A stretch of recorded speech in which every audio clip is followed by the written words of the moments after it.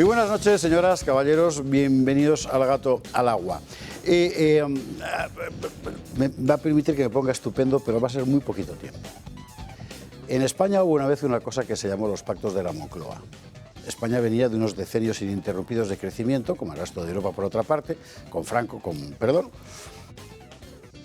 y todo se empezó a ir a hacer puñetas, primero con la crisis del petróleo y después sobre todo con las alteraciones políticas y laborales de la transición. Y en una situación francamente complicada desde el punto de vista económico, la clase política del momento dio en celebrar algo que se llamó los pactos de la Moncloa.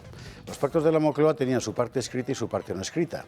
Dentro de la parte escrita, su parte política y su parte económica. Y dentro de la parte no escrita, algo que en realidad quedó de manifiesto en las fotografías, que fue que toda la representación de los trabajadores quedaba en manos de dos sindicatos, ambos correa de transmisión en su momento del PSOE y del Partido Comunista, que eran UGT y Comisiones Obreras.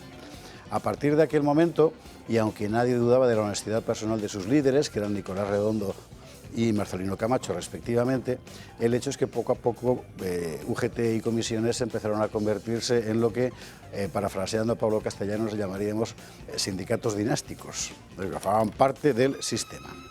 Y con el paso del tiempo, ese formar parte del sistema se ha ido traduciendo en la transformación de lo que en principio era la representación enteramente legítima de los trabajadores en estructuras de poder prácticamente neofeudal en el contexto de un sistema que los necesita para mantener la ficción de que el pueblo está representado. Y en nombre de esa ficción han recibido y siguen recibiendo cientos de millones de euros todos los años. Al final lo que tiene que darse en ese estatuto de sindicato dinástico es que terminas trabajando no para quien dices representar, sino para quien te mantiene. Y quien te mantiene es el poder. Cuando digo poder no me refiero solo a un partido, me refiero a algo mucho más complicado. Hoy había huelga general, movilizaciones, transportes, nos lanzamos a las calles, como dicen ellos, en plural. No por lo difícil que es encontrar una vivienda, no por el deterioro de los servicios públicos, no por el paro estructural en los jóvenes, por Gaza, por Gaza. Al mismo tiempo que el gobierno anunciaba una subida absolutamente truculenta de cotizaciones para los autónomos, después de haber subido, por cierto, las cotizaciones a los asalariados, sin que eso vaya a repercutir en su pensión. Y lo que dicen los sindicatos es que a los autónomos que les zurzan, porque ganan demasiado, que ellos están para ellos, los sindicatos, para otras cosas. ¿Para qué otras cosas? ¿Para seguir cobrando? ¿Para manifestarse por Gaza? Los sindicatos han empezado a convertirse en una parte fundamental del problema nacional español, porque son estructuras enteramente parasitarias que, aunque en ciertos sectores de actividad, yo no lo negaré, tienen una función importante de representación, en la inmensa mayoría ya no, y mucho menos en las cúpulas. Están fundamentalmente para aspirar recursos. Hilaire Belloc escribió hace muchísimos años un texto que se llama La sociedad servil, que él se imaginaba como un mundo donde la mitad de la sociedad trabajara para mantener a la otra mitad. Ojalá fuera la mitad, porque es bastante menos. Hay 3 millones y pico de autónomos en España, que son lo esencial de una economía cada vez más volcada a los servicios, que están enteramente abandonados, y a los que los sindicatos no solo han traicionado, es que los han condenado, absolutamente. No los defiende nadie. Mientras tanto, los sindicatos siguen cobrando sustanciosas subvenciones públicas para protestar por la ocupación israelí de Gaza. No tienen vergüenza, no tienen vergüenza. Y caminamos efectivamente hacia la pesadilla de la sociedad servil. A lo mejor va siendo hora de que esa otra mitad, ¿verdad?, acostumbrada a sufrir, se rebele y diga, no pagamos más. Queda tiempo para eso, seguramente, pero igual hay que ir pensándolo.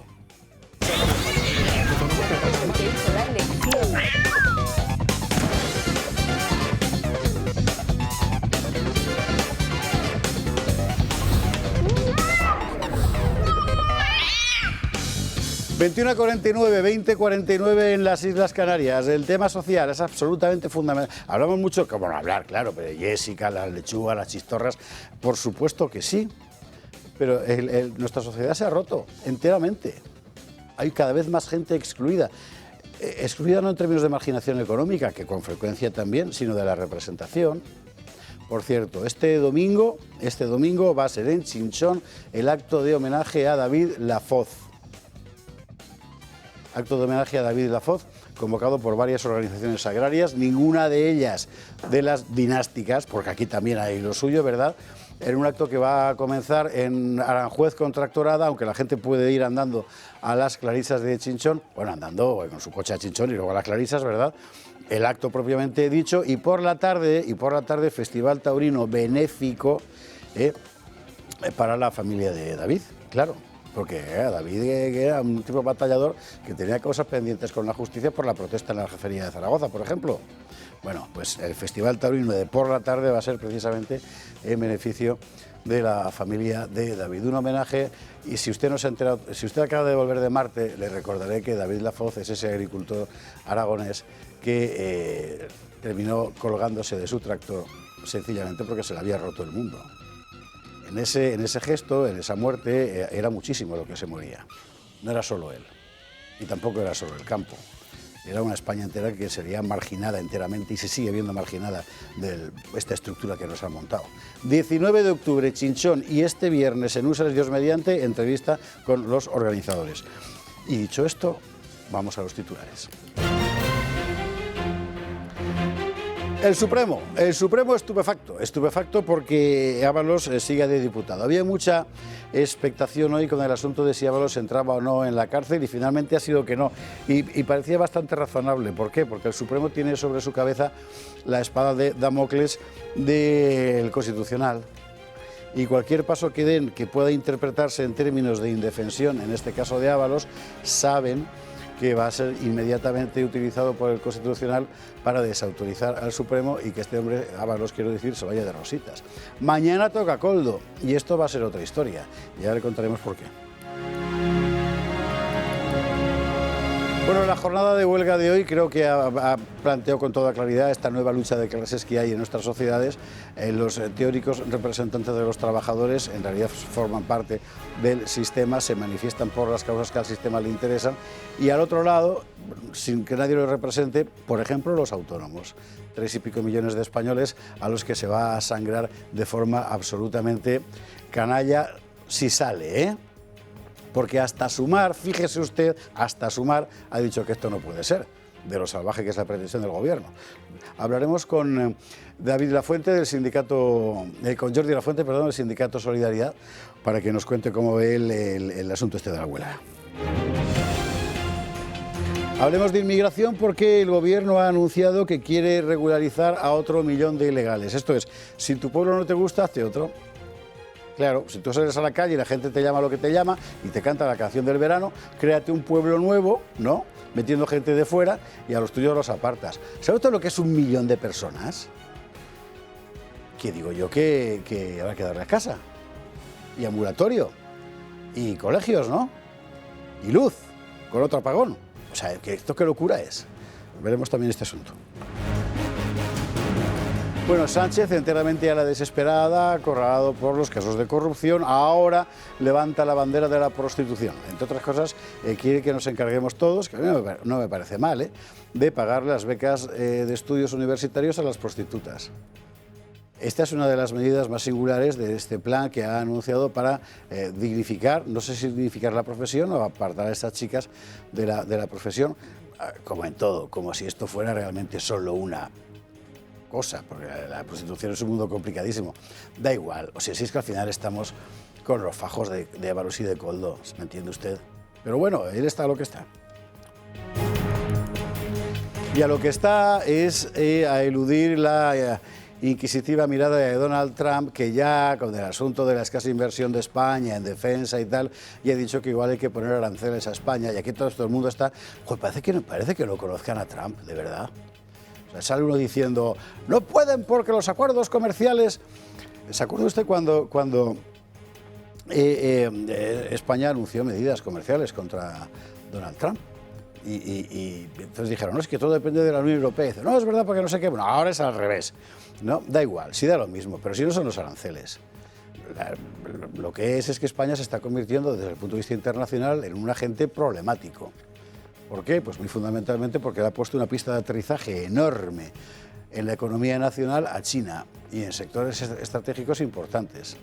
Bueno, veremos cómo acaba este asunto. Lo más gracioso ha sido ver a Yolanda Díaz. Yolanda Díaz se supera. Yo no sé qué desayuna, pero hoy vaya, luego lo verá usted, luego la verá. Veremos todo esto en compañía de nuestros contertulios de esta noche. Don Carlos Astiz, ¿cómo estás? Hola, buenas noches. Pues bien, con muchos saludos de gente de Málaga, empezando con Marta Álvarez, que trabajó en esta casa dirigiendo Tribunal Televisión y que gracias a cuya hospitalidad he podido asistir al juicio del padre Custodio por delito de odio, que como es evidente es un intento de este gobierno mafioso de, utilizando esas organizaciones afines, callar toda voz disidente. Lo estamos viendo ahora de nuevo con Rubén Pulido. Y esto además también ha dado ocasión a que muchísima gente en Málaga se dé cuenta de nuevo que desde esta casa es de las poquitas voces donde se puede levantar precisamente una opinión distinta, y gente como José Luis, como Pedro, su mujer, me han mandado saludos enormes desde todos los pueblos de la costa y del interior de Málaga, que transmito con auténtico encanto. Les van a quitar las calesas en Málaga. Sí, es decir, es que... Y van a especular con el suelo de las cocheras, que eso no lo cuentan. Pero es decir, son estas estupideces que, claro, es decir, pobrecitos animales, pobrecitos caballos, es decir, ¿dónde van a terminar esos caballos? En el matadero, claro, porque no tienen otro futuro. Entonces, no, eso no puede ser. Entonces, ¿qué hacemos con ellos? Es ridículo. O sea, el rollo este de los timadores climáticos, los timadores ecológicos, los ecologetas, es decir, son timadores reales. Carlos, bienvenido, buenas noches. El padre Custodio de Ballester, efectivamente, lo tuvimos aquí, recordará usted, el día siguiente de la vista de su juicio, y bueno, veremos en qué acaba la cosa, pero es enteramente delirante. En fin, Carlos, bienvenido. Don Carlos Pollán, ¿cómo está? ¿Por qué coincidís siempre dos Carlos? Ahora que estoy pensando.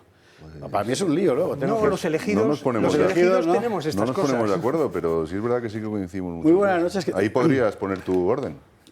Cambiaros el nombre. O el día. Carlos I y Carlos Bueno, eso es mucho más complicado. Eso es muchísimo más complicado. Eso es mucho más complicado. ¿Qué está pasando? A ver, lo de los presupuestos de Castilla y León, de verdad que es un asunto... Vamos a ver. Me da la impresión de que estamos jugando, por decirlo en términos de derecho administrativo clásico, a ver quién mea más lejos. Porque, o sea, la cosa es que el tío llega y dice...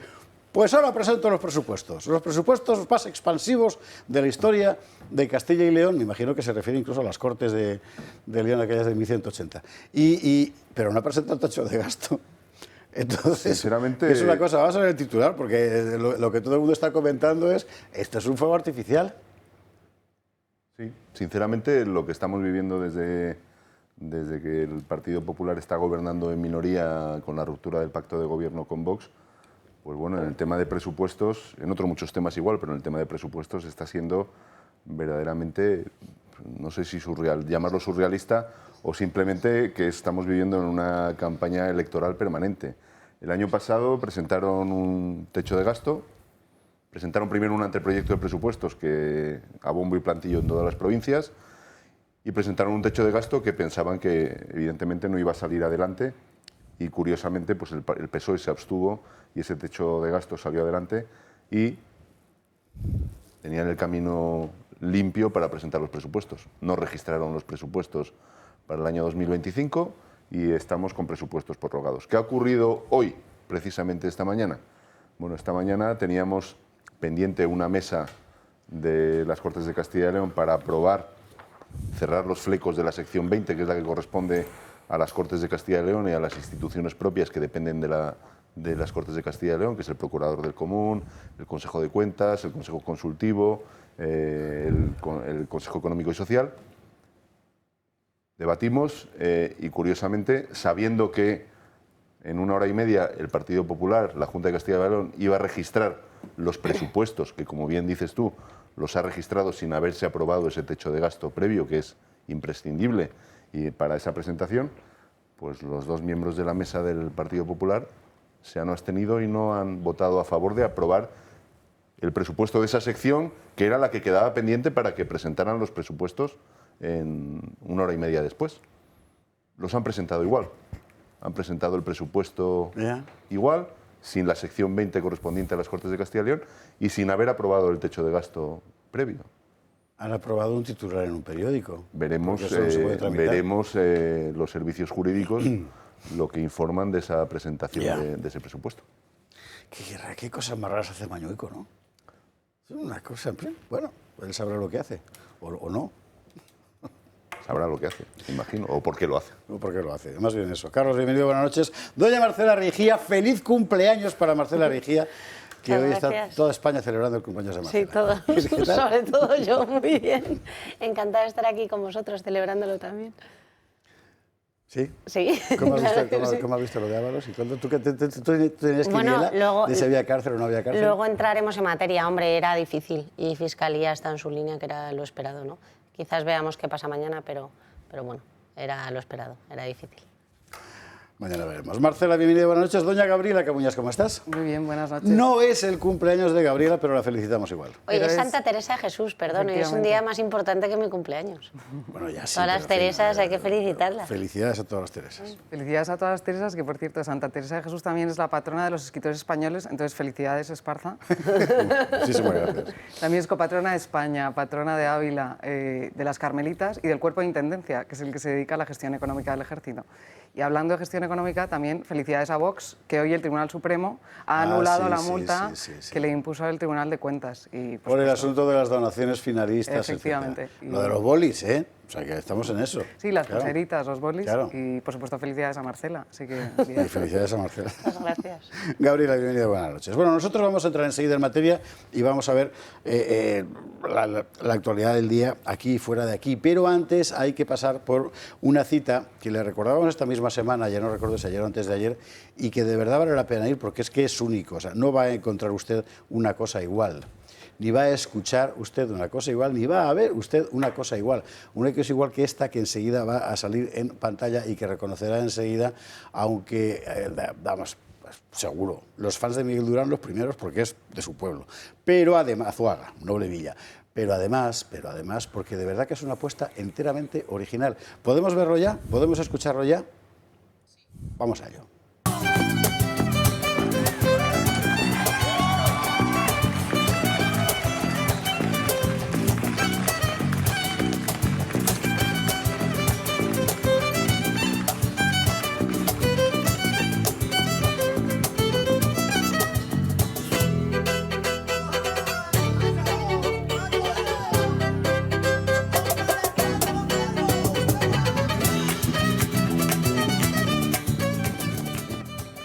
Algún día me tendré que explicar Paco Montalvo porque pone esa cara de felicidad cuando toca el violín. Chiquillo, es que está, vamos, radiante.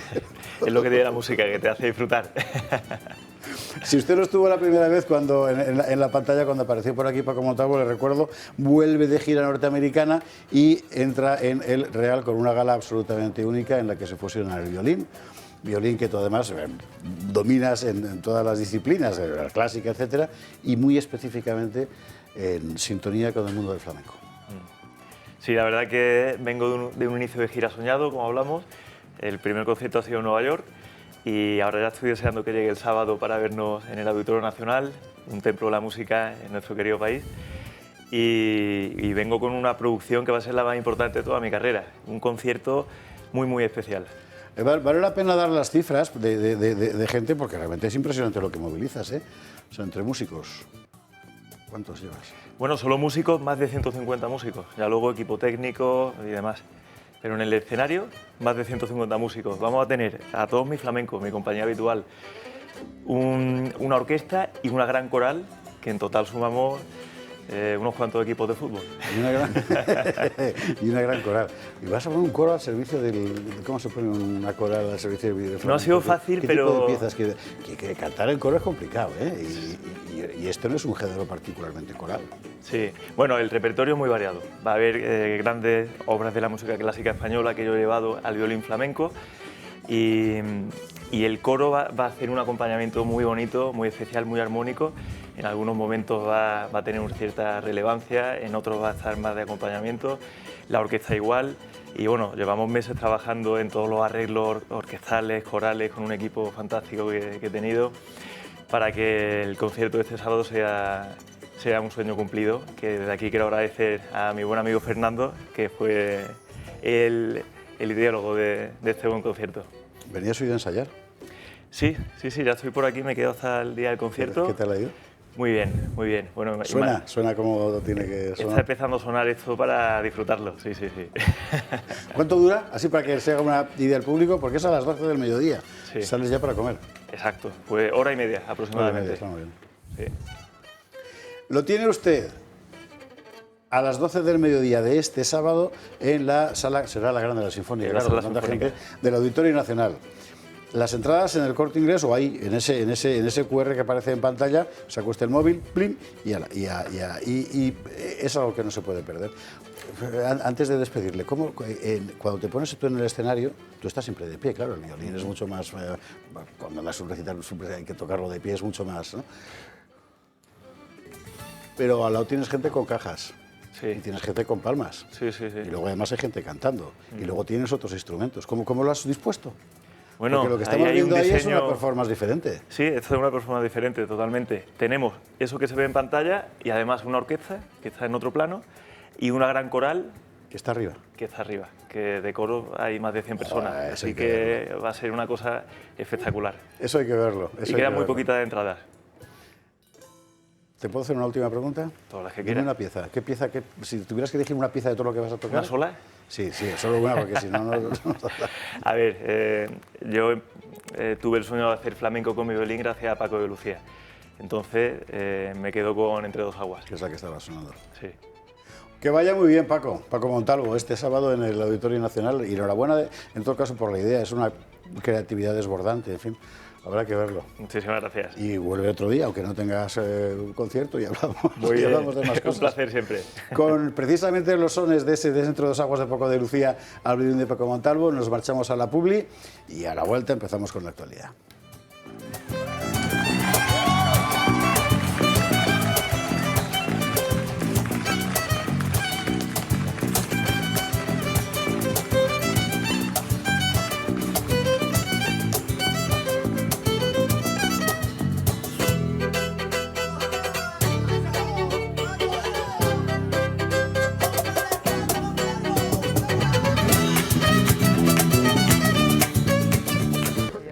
...12, 21:12 en Canarias. Ante todo, muchísimas gracias a Marcela Regia por estas pastas de membrillo y cacao, pastas de Santa Teresa, elaboradas por los mismos que las yemas de Ávila de toda la vida, de Dios, esa misma empresa. Y es que la repostería en Castilla y León, de verdad, es una cosa...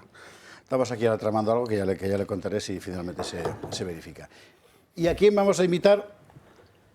A Donald Trump. Tiene que conocer eso y que se deje de aranceles y de gaitas. O sea, con la porquería que comen en Estados Unidos, pues cuando vea esto se derrite. En fin, lo de Donald Trump lo digo por la última, ¿no? Ya sabe usted que había pues, sus más y sus menos, la cosa de la inversión de España en defensa al ritmo de la OTAN, que sí, que no, que excluían a Sánchez de lo de Egipto, que se autoinvita, que llega allí, el paripé, todo esto que hemos visto y que nunca sabes en realidad a dónde va a llegar. Lo que sabemos es que Trump quiere imperativamente que todos los países de Europa suban su contribución a la OTAN para ellos poder, los Estados Unidos, concentrarse en otras cosas. Que desde su punto de vista tiene lógica. Claro, el problema es España, claro. Porque además ha hecho bandera de la oposición a Trump. Porque no es lo mismo decir, mira, Donaldo, es que yo de verdad voy pegado, me tienes que dejar que tarde, que decir, soy el líder de la resistencia al trumpismo. O sea, es que no es lo mismo, ¿no? Y Pedro Sánchez se colocó deliberadamente ahí. Porque él quiso, porque pensaba que esto le daba votos. Que igual sí, no lo sé. Resultado hoy, lo que nos cuenta Lorea Sacristán. Bruselas sale en defensa de España tras las amenazas de Donald Trump. La Comisión de von der Leyen es tajante al respecto. Asegura que responderán ante cualquier medida que pueda adoptar Estados Unidos contra un Estado miembro. Es decir, que responderemos apropiadamente, como siempre hacemos, contra toda medida que se realice contra uno o más miembros. Un respaldo que la Comisión hace público horas después de que Trump amenazara a España con imponer aranceles si no aumentaba el gasto en defensa. No estoy nada contento con España. Son el único país que no aumentó su tasa al 5%. El resto de países de la OTAN sí lo subió al 5%. De hecho, estaba pensando en darles un castigo comercial a través de los aranceles. Pero esta no es la única amenaza del presidente de Estados Unidos, que hace unos días sugirió que había que expulsar a España de la OTAN si no cumplía con la inversión en defensa.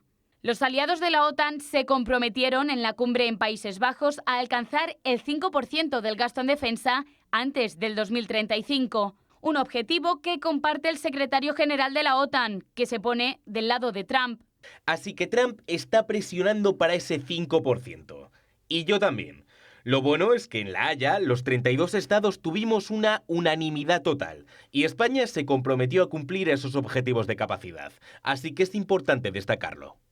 Sin embargo, Pedro Sánchez planta cara al presidente estadounidense y desafía los objetivos de la OTAN. Sánchez no piensa moverse un ápice de su posición, a pesar de las amenazas y las presiones de Washington. Este año hemos logrado el 2% del presupuesto en defensa en relación con el Producto Interior Bruto y consideramos que con esos presupuestos ya estamos dando respuesta sobrada a las capacidades que nos pide la Alianza Atlántica para hacer frente a los desafíos comunes que tenemos. Desde dentro del Gobierno, Yolanda Díaz da incluso un paso más allá. Que el pretendido castigo que quiere profesar a los españoles le va a salir muy caro a los norteamericanos. Sin embargo, la ministra de Defensa, Margarita Robles, no ha descartado el aumento del gasto en defensa. Tras la primera cita de la alianza, tras las amenazas de Trump, dice Robles que lo que pase entre 2030 y 2035 nadie lo puede saber.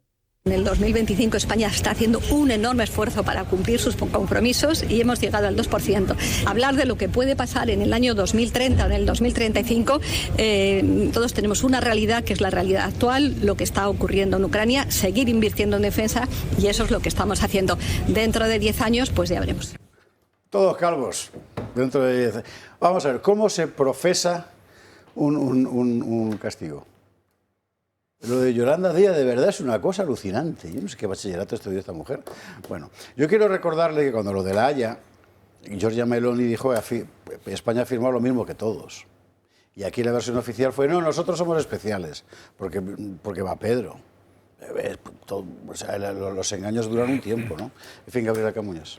Sí, yo creo que lo del 5%, la exigencia del 5% del PIB en gasto en defensa, ya más allá de que sea una exigencia de la OTAN, es una exigencia de justicia para con nuestros militares.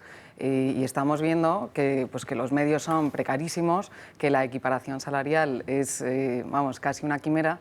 Hemos visto también, luego veremos la Guardia Civil hoy manifestándose, sí, ¿no? Con Marlaska, que también serían personal de defensa cuando se despliegan. En cualquier caso, efectivamente Sánchez se ha visto acorralado en casa y ha jugado la baza internacional de ser el líder anti-Trump. Un líder, además, que entiende que lo político es personal y que lo personal es político.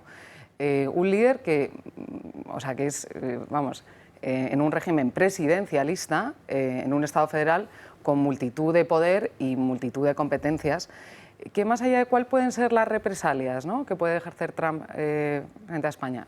¿Nos puede echar de la OTAN?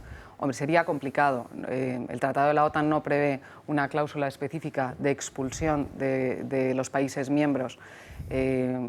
Una contestación arancelaria en el sentido de imponer aranceles a Trump, y efectivamente la respuesta es complicado porque nosotros estamos bajo el paraguas de la Unión Europea, pero se me ocurren miles de medidas que puede ejecutar Trump contra España. Por ejemplo, y ya estamos viendo algunas, hay empresas o la administración Trump ahora mismo está diciendo toda empresa que tenga políticas de sostenibilidad o políticas de igualdad no son elegibles para ser clientes de la administración americana.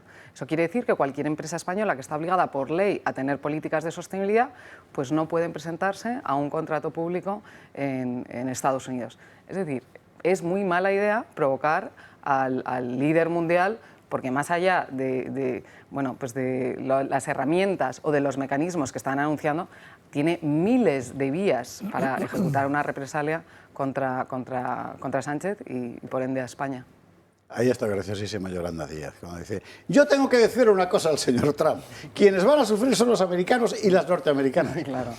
Porque, claro, resulta que nosotros importamos más de lo que exportamos allá y esto puede ser letal para Estados Unidos. Y esta chica, o sea, las proporciones, no, en fin. Joder, de verdad, Carlos Astiz. Es que da mucha pena. No, yo es que creo que esto nos pasa por tener unos payasos en el gobierno. Porque no se puede llamar de otra manera a alguien que no sabe dónde está, no sabe ni siquiera en qué pista está actuando del circo. Pedro Sánchez y su gobierno se deben pensar que fuera, en todos los foros internacionales, pueden actuar igual que en televisión española, porque les van a perdonar cualquier cosa, cualquier dislate, cualquier error o cualquier mentira. Y eso no sucede. La realidad es que España tiene hoy un papel absolutamente irrelevante, es un país en decadencia, es un país que no cuenta absolutamente para nada, porque tiene un gobierno que no es fiable para nadie. Y no es fiable ni siquiera para Mark Rutte, es decir, para el tipo de la OTAN que tiene que defender el conjunto de la organización, pero que indudablemente tiene que estar llamándole a capítulo al gobierno español porque tiene unos compromisos que no está cumpliendo. Pero no solo eso, es que además esto es otra demostración del problema interno que tiene Pedro Sánchez. Pedro Sánchez tiene un gobierno lleno de gente que realmente ha pasado de hacer análisis políticos a hacer unos análisis de, uy, este es mi amiguito o no es mi amiguito. Y la cohesión de su gobierno depende de todos estos botarates que no saben ni de qué están hablando. Es decir, cuando Yolanda Díaz dice cosas como esa, es como si de repente Trump en la Casa Blanca está temblando. Pero es que la izquierda española es una izquierda que se desangra, es una izquierda que está desarmada ideológicamente. Es decir, que no son capaces de hacer un análisis político mínimamente decente de lo que está sucediendo. Lo hemos visto con los sindicatos, ¿no? Es decir, unos días después de que se cumpla, de que se consiga el acuerdo de paz en Gata, hacen una huelga por Gata. Oiga, en España que hay millones de parados, que tenemos una situación económica tremenda, que los parados están sufriendo lo indecible, que la gente que son los autónomos, que son trabajadores, que las están pasando canutas, sobre eso no hay nada que hacer, no hay nada que decir. ¿Por qué? Porque realmente no son sindicatos, son estructuras al servicio del gobierno, financiadas con nuestro dinero, pero para servir al gobierno.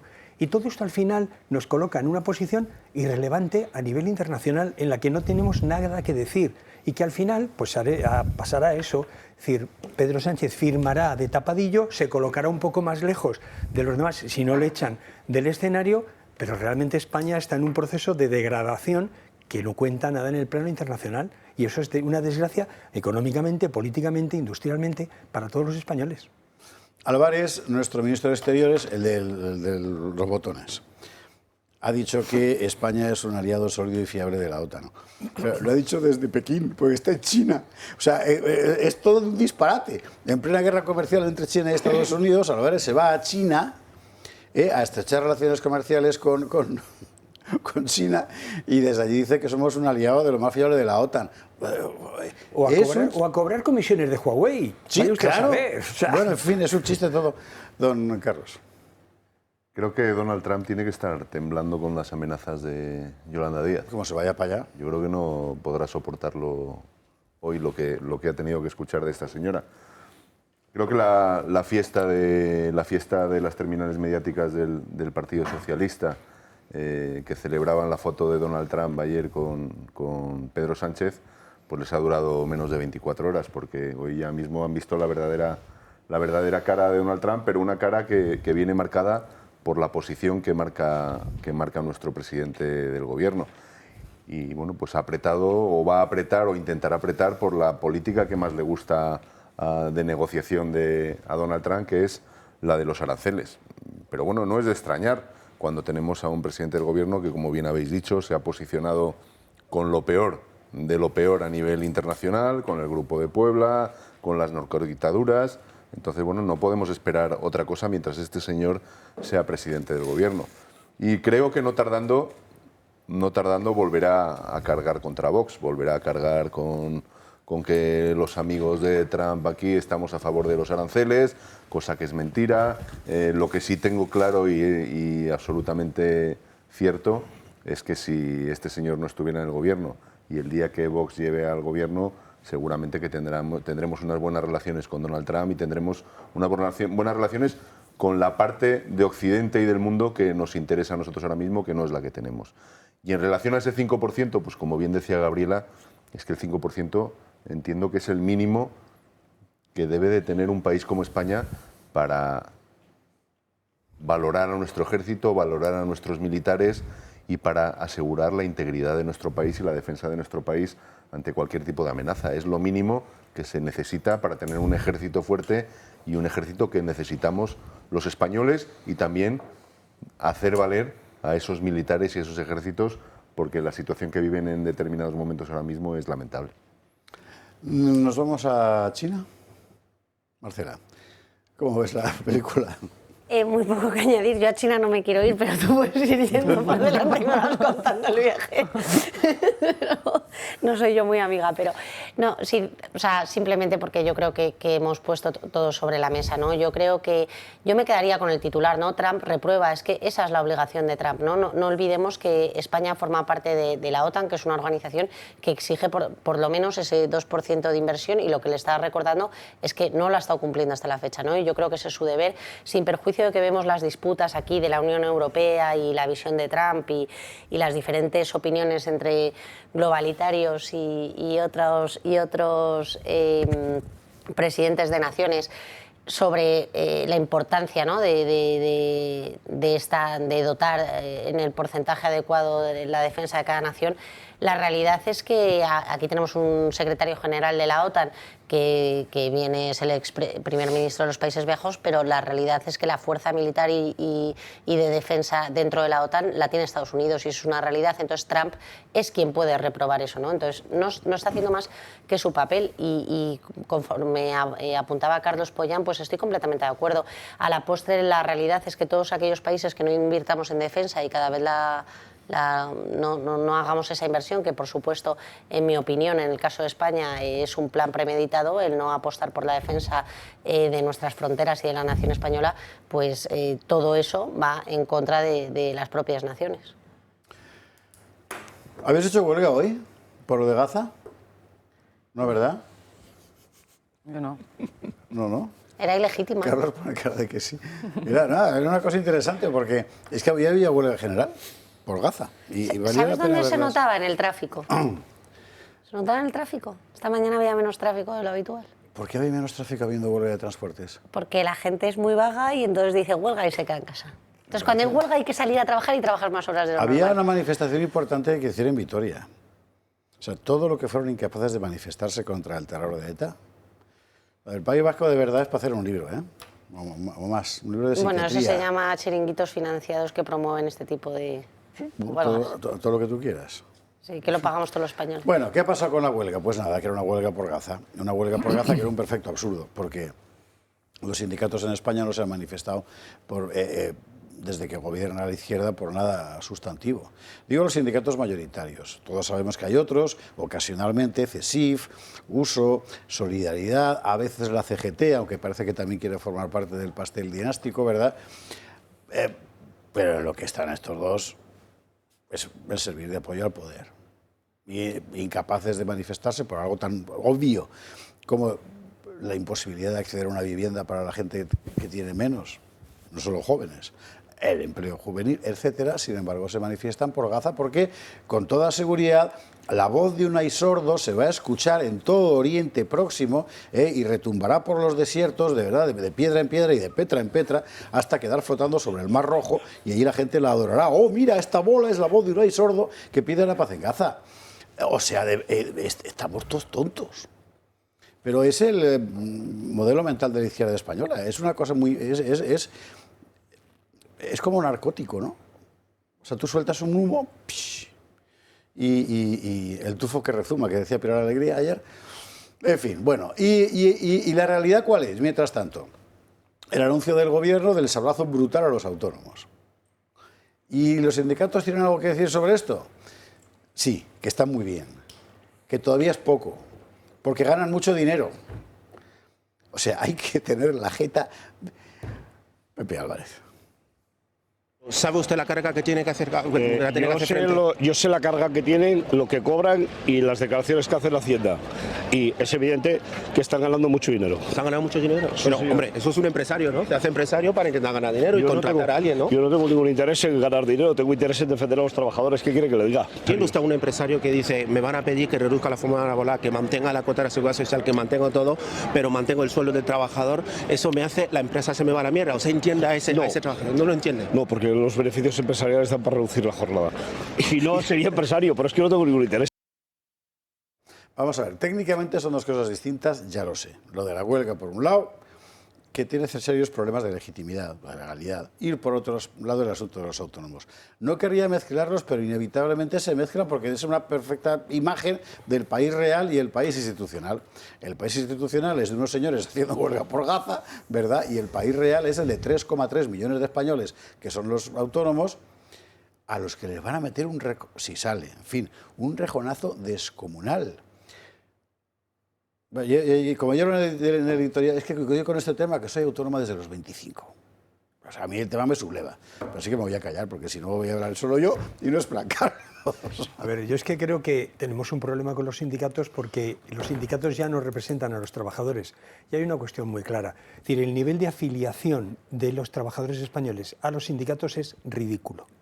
Los sindicatos realmente ya no viven de los trabajadores, ya no viven de defender sus intereses, viven del presupuesto general del Estado, igual que las organizaciones empresariales no viven de los empresarios. Y en consecuencia lo que están defendiendo fundamentalmente es su fuente de financiación, que es el gobierno. En última instancia, el gobierno que ocupa la Moncloa es el que les está manteniendo a toda esa patulea de gente que realmente no trabaja, que realmente dice que defiende los intereses de los trabajadores, pero lo único que hace es cobrar una nómina cada mes y manejar muchísimo dinero, es decir, a cuenta de los intereses de unos trabajadores a los que ya ni representa ni desde luego tiene entre sus filas, y en consecuencia lo que tenemos es un tejido productivo en manos del gobierno y muchos de esos liberados sindicales, porque hay que recordar que la columna vertebral de estos sindicatos, supuestamente de clase, son esa gente que no trabaja realmente, que a cuenta de las horas que se le dan, es decir, en los convenios, no trabajan. Yo he estado muchísimos años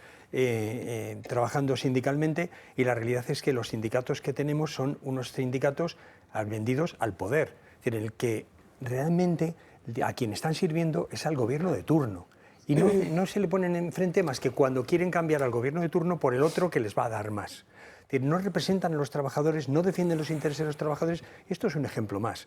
Y no solo eso, sino que en última instancia una parte de esas organizaciones sindicales y de esos sindicalistas están constituyendo lo que es el inicio de una estructura chavista, de esos escuadrones chavistas en Venezuela, que liquidan a la oposición, que se enfrentan a la oposición, que rompen las manifestaciones contra el gobierno.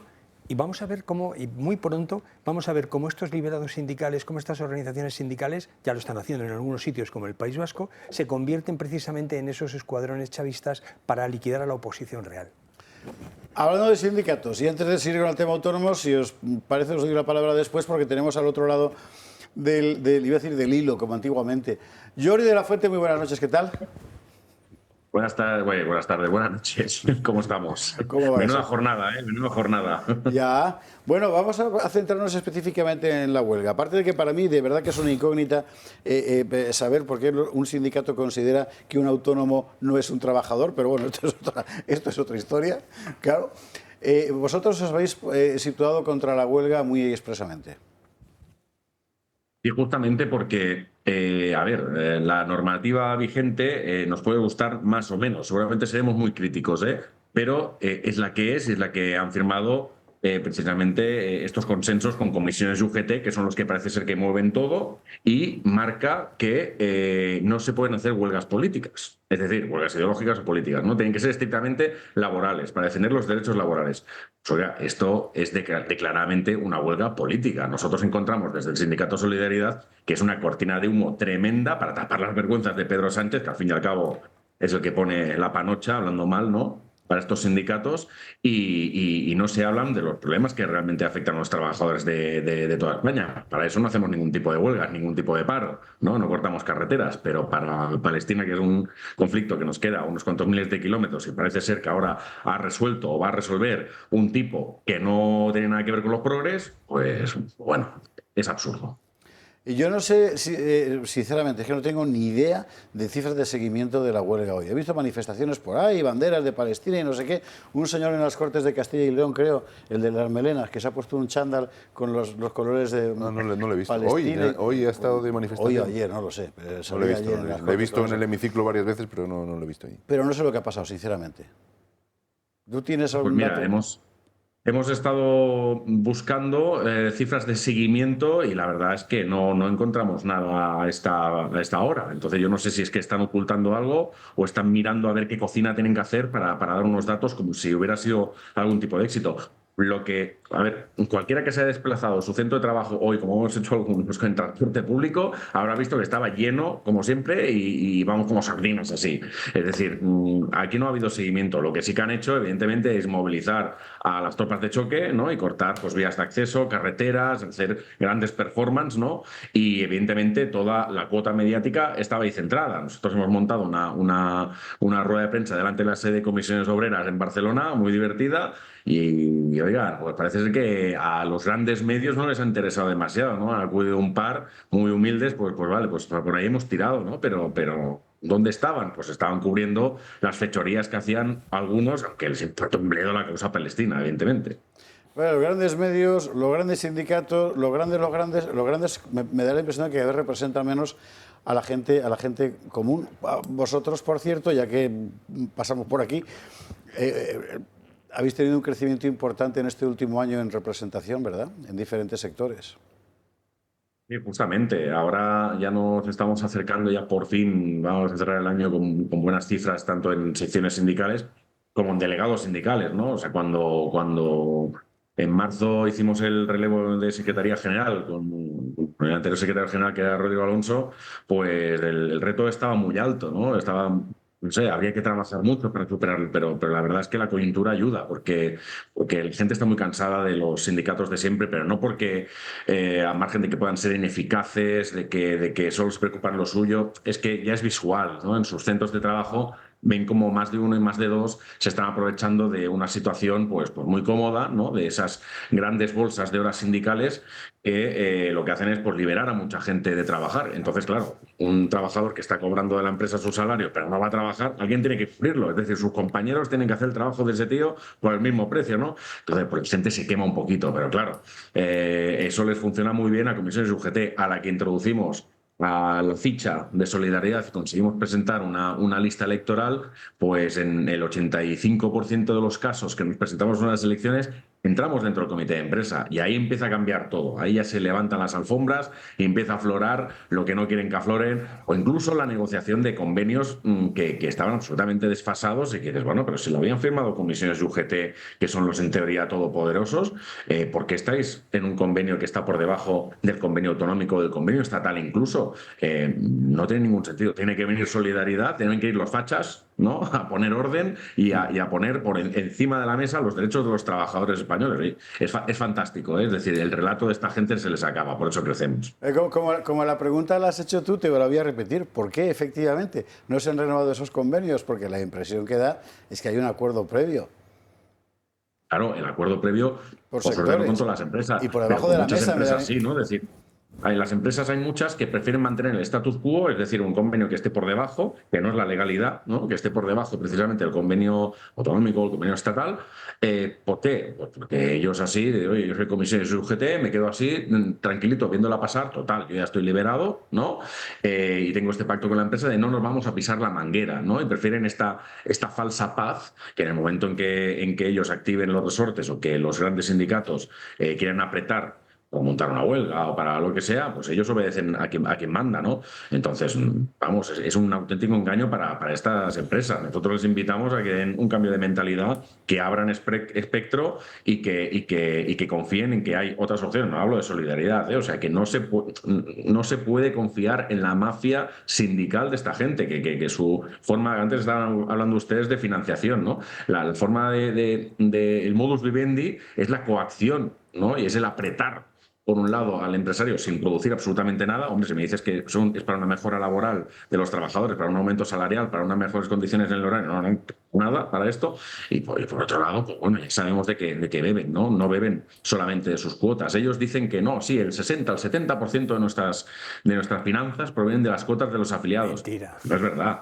No es verdad, provienen de los juicios, evidentemente, ¿no? Incluso de los dramas, es decir, de los ERE, de los ERTES, que se dedican a cobrar por negociar los despidos de la gente, que esto es absolutamente infame, y por supuesto de lo que cae de la administración. No solo subvenciones, sino lo que paga directamente la administración pública, el Estado, las autonomías, las diputaciones, que por ahí se pierde un montón de dinero, o los ayuntamientos, que pagan literalmente congresitos, fiestas, asambleas, lo que sea de UGT y de comisiones, con lo cual es un coste que les sale gratis. Pero estamos hablando de cientos de miles, cientos de miles, que acumulados son millones. Y eso sí que no se recoge en las cuentas anuales. Jordi de la Fuente, gracias mil. Y tenemos que hablar del tema de los autónomos un día con más calma. Sí. Hay munición para ello, desde luego. Son las grandes víctimas del sistema. Sí, señor. Muchísimas gracias. Buenas noches. Gracias, buenas noches. Es interesante el asunto este, claro. Es un mundo en el que todo el mundo había dado, bueno, por cerrado, ¿no? Hasta que llega alguien y lo abre. Y entonces, pero bueno, esto es un despiporre. En Castilla y León, por cierto, vosotros habéis propuesto eliminar subvenciones sindicales, ¿no? Sí, se había conseguido, se había llegado a ese acuerdo, se había reducido casi en un 50% las aportaciones, pero curiosamente cuando se rompió el gobierno, a los 3 días, Mañueco se reunió otra vez con los sindicatos y una vez más las han recuperado directamente la salida. Este tema de los autónomos, pues evidentemente el hachazo que les viene es terrible. Yo, igual que José Javier, yo he sido 30 años autónomo. Ahora, por las obligaciones del guión, no he dejado de serlo, pero desde luego que he estado desde los 25 hasta los 55 siendo autónomo y sé lo que cuesta ser autónomo y sé lo que puede suponer esta subida de cuotas para personas que apenas ganando incluso menos de 670 euros, les van a venir unas cuotas de 200 y pico euros. Es una locura. Yo creo que todos teníamos claro que Pedro Sánchez tiene un odio a España terrible y a los españoles, pero es que ahora tenemos claro que tiene más odio todavía a los más productivos, porque es a los que más aprieta siempre, tanto empresarios como autónomos. Y no va destinado a educación, a sanidad, a todas estas cosas.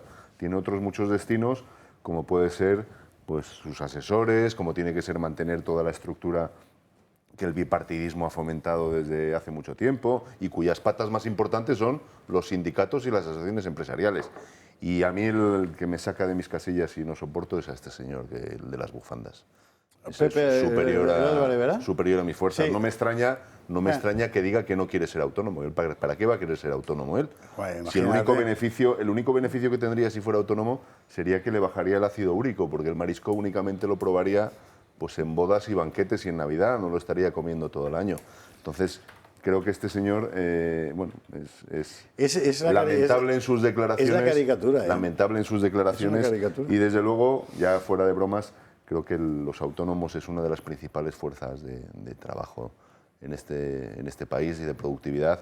Y desde luego que desde Vox no se va a dejar que se les siga atropellando y se va a seguir trabajando para evitar atropellos de este tipo. Marcela. Yo la verdad que me quedo con una de las frases que ha dicho Jordi de la Fuente sobre los dos temas, ¿no? En primer lugar, el tema de la huelga, que ha dicho más o menos, creo que lo he tomado bien, que no es una huelga política, ¿no? Que es una huelga política, perdón, y que no protestan por los problemas reales de los españoles. Yo me quedo con esa frase porque es la realidad. El artículo 28, apartado segundo de la Constitución española, refleja expresamente el derecho a huelga de los trabajadores para la defensa de sus propios intereses. Yo no sé qué interés tiene, como bien apuntaba Jordi, ningún español de a pie trabajador en la causa palestina. Es que no tiene, por eso esa falta de legitimidad de esta huelga, ¿no? Yo creo que eso es un punto clave a apuntar porque bueno, podrá ser otra cosa, una manifestación, un movimiento popular, pero lo que viene siendo una huelga por la reivindicación de los derechos de los trabajadores, difícil.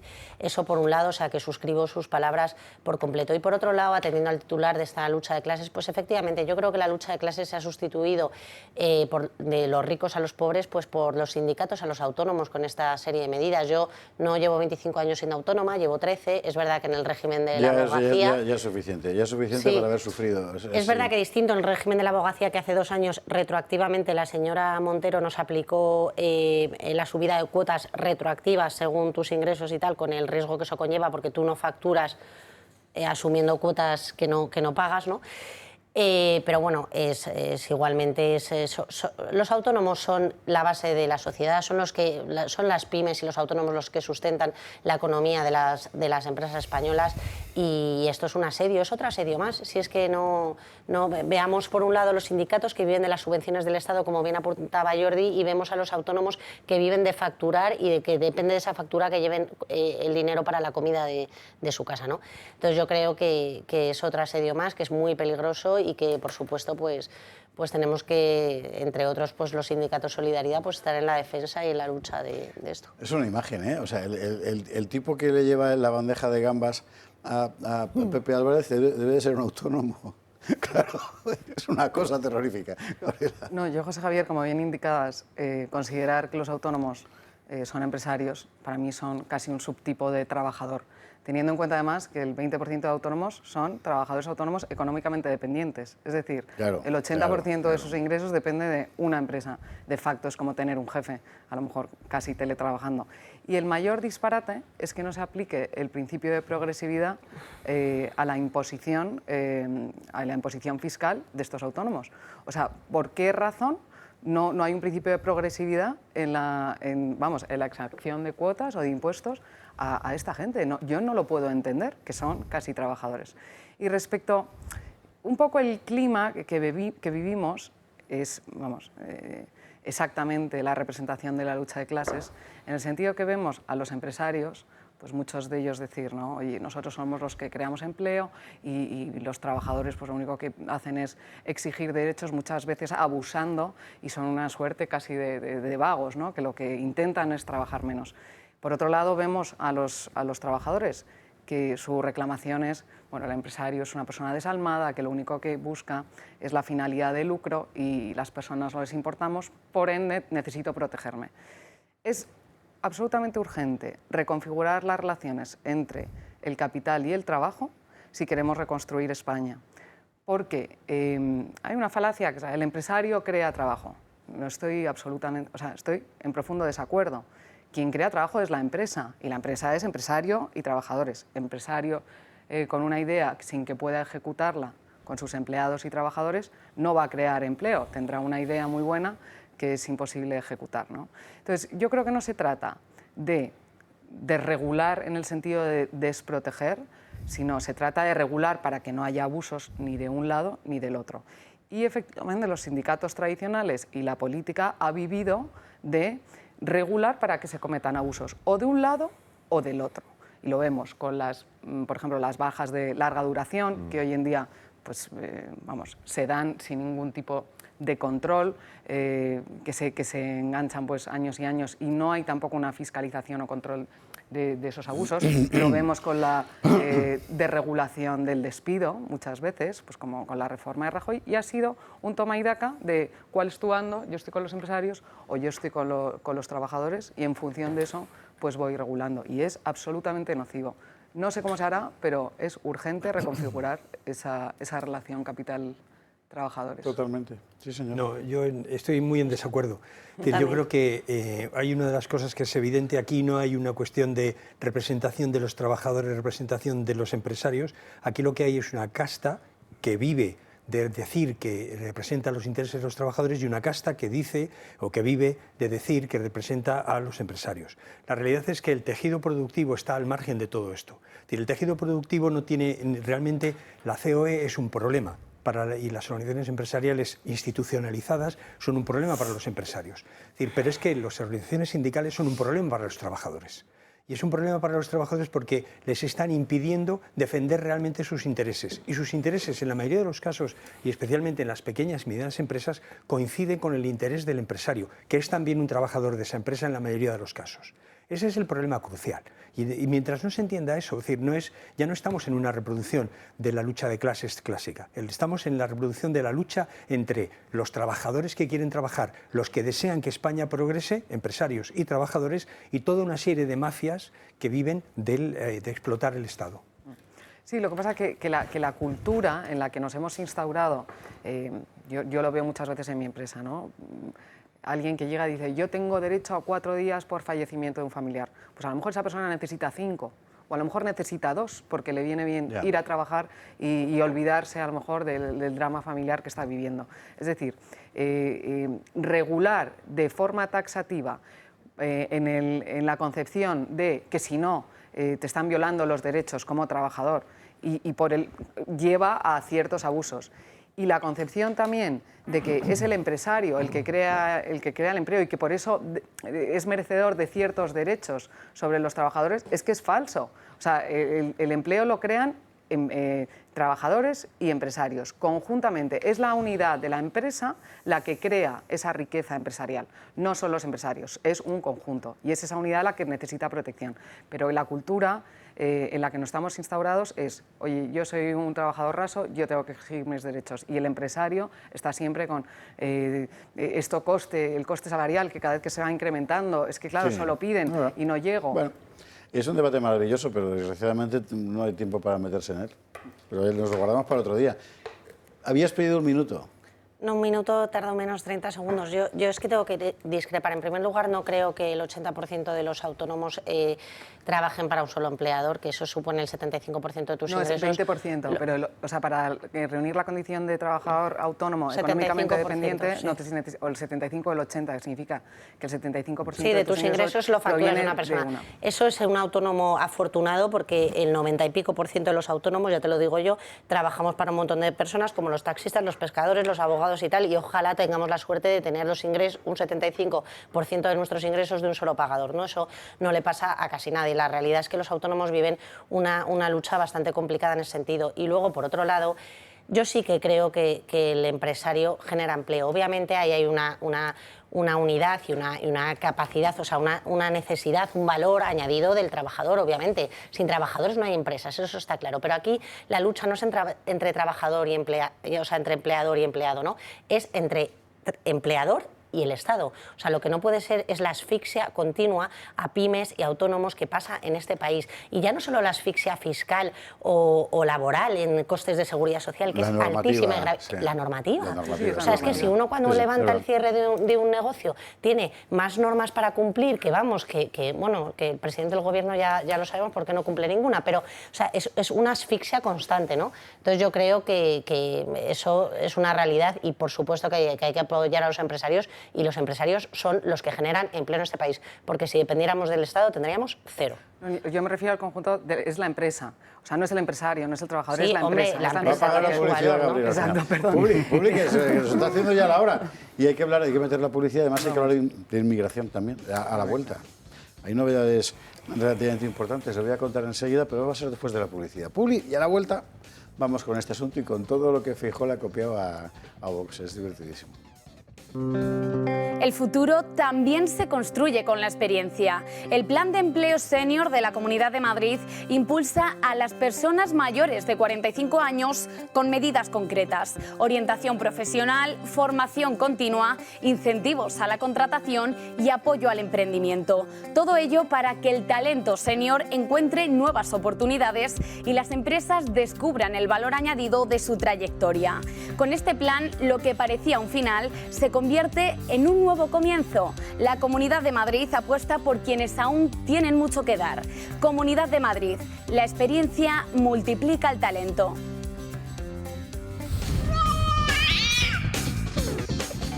Es muy largo. 22:59, 21:59 en Canarias, y nosotros vamos a hablar de inmigración ahora. ¿Por qué? Pues es que es el tema en toda Europa. Usted no lo habrá visto, si tiene X a lo mejor sí, manifestaciones este fin de semana en Holanda, pero miles y miles de personas contra la inmigración. No se lo cuentan, ¿por qué? Pues porque parte del discurso del sistema es que no hay un problema, pero da igual, está estallado por todas partes. Como está estallado por todas partes, los partidos sistémicos dicen, bueno, no te preocupes que esto lo arreglo yo. No esa gente tan arriscada, ya te lo arreglo yo. Por ejemplo, Feijóo. Claro, es divertido verlo ahora, ¿no? Y vas viendo cómo buena parte de los debates que Vox plantea, que eran debates reales, el PP los absorbe. Gaby Serrano ha hecho el ejercicio.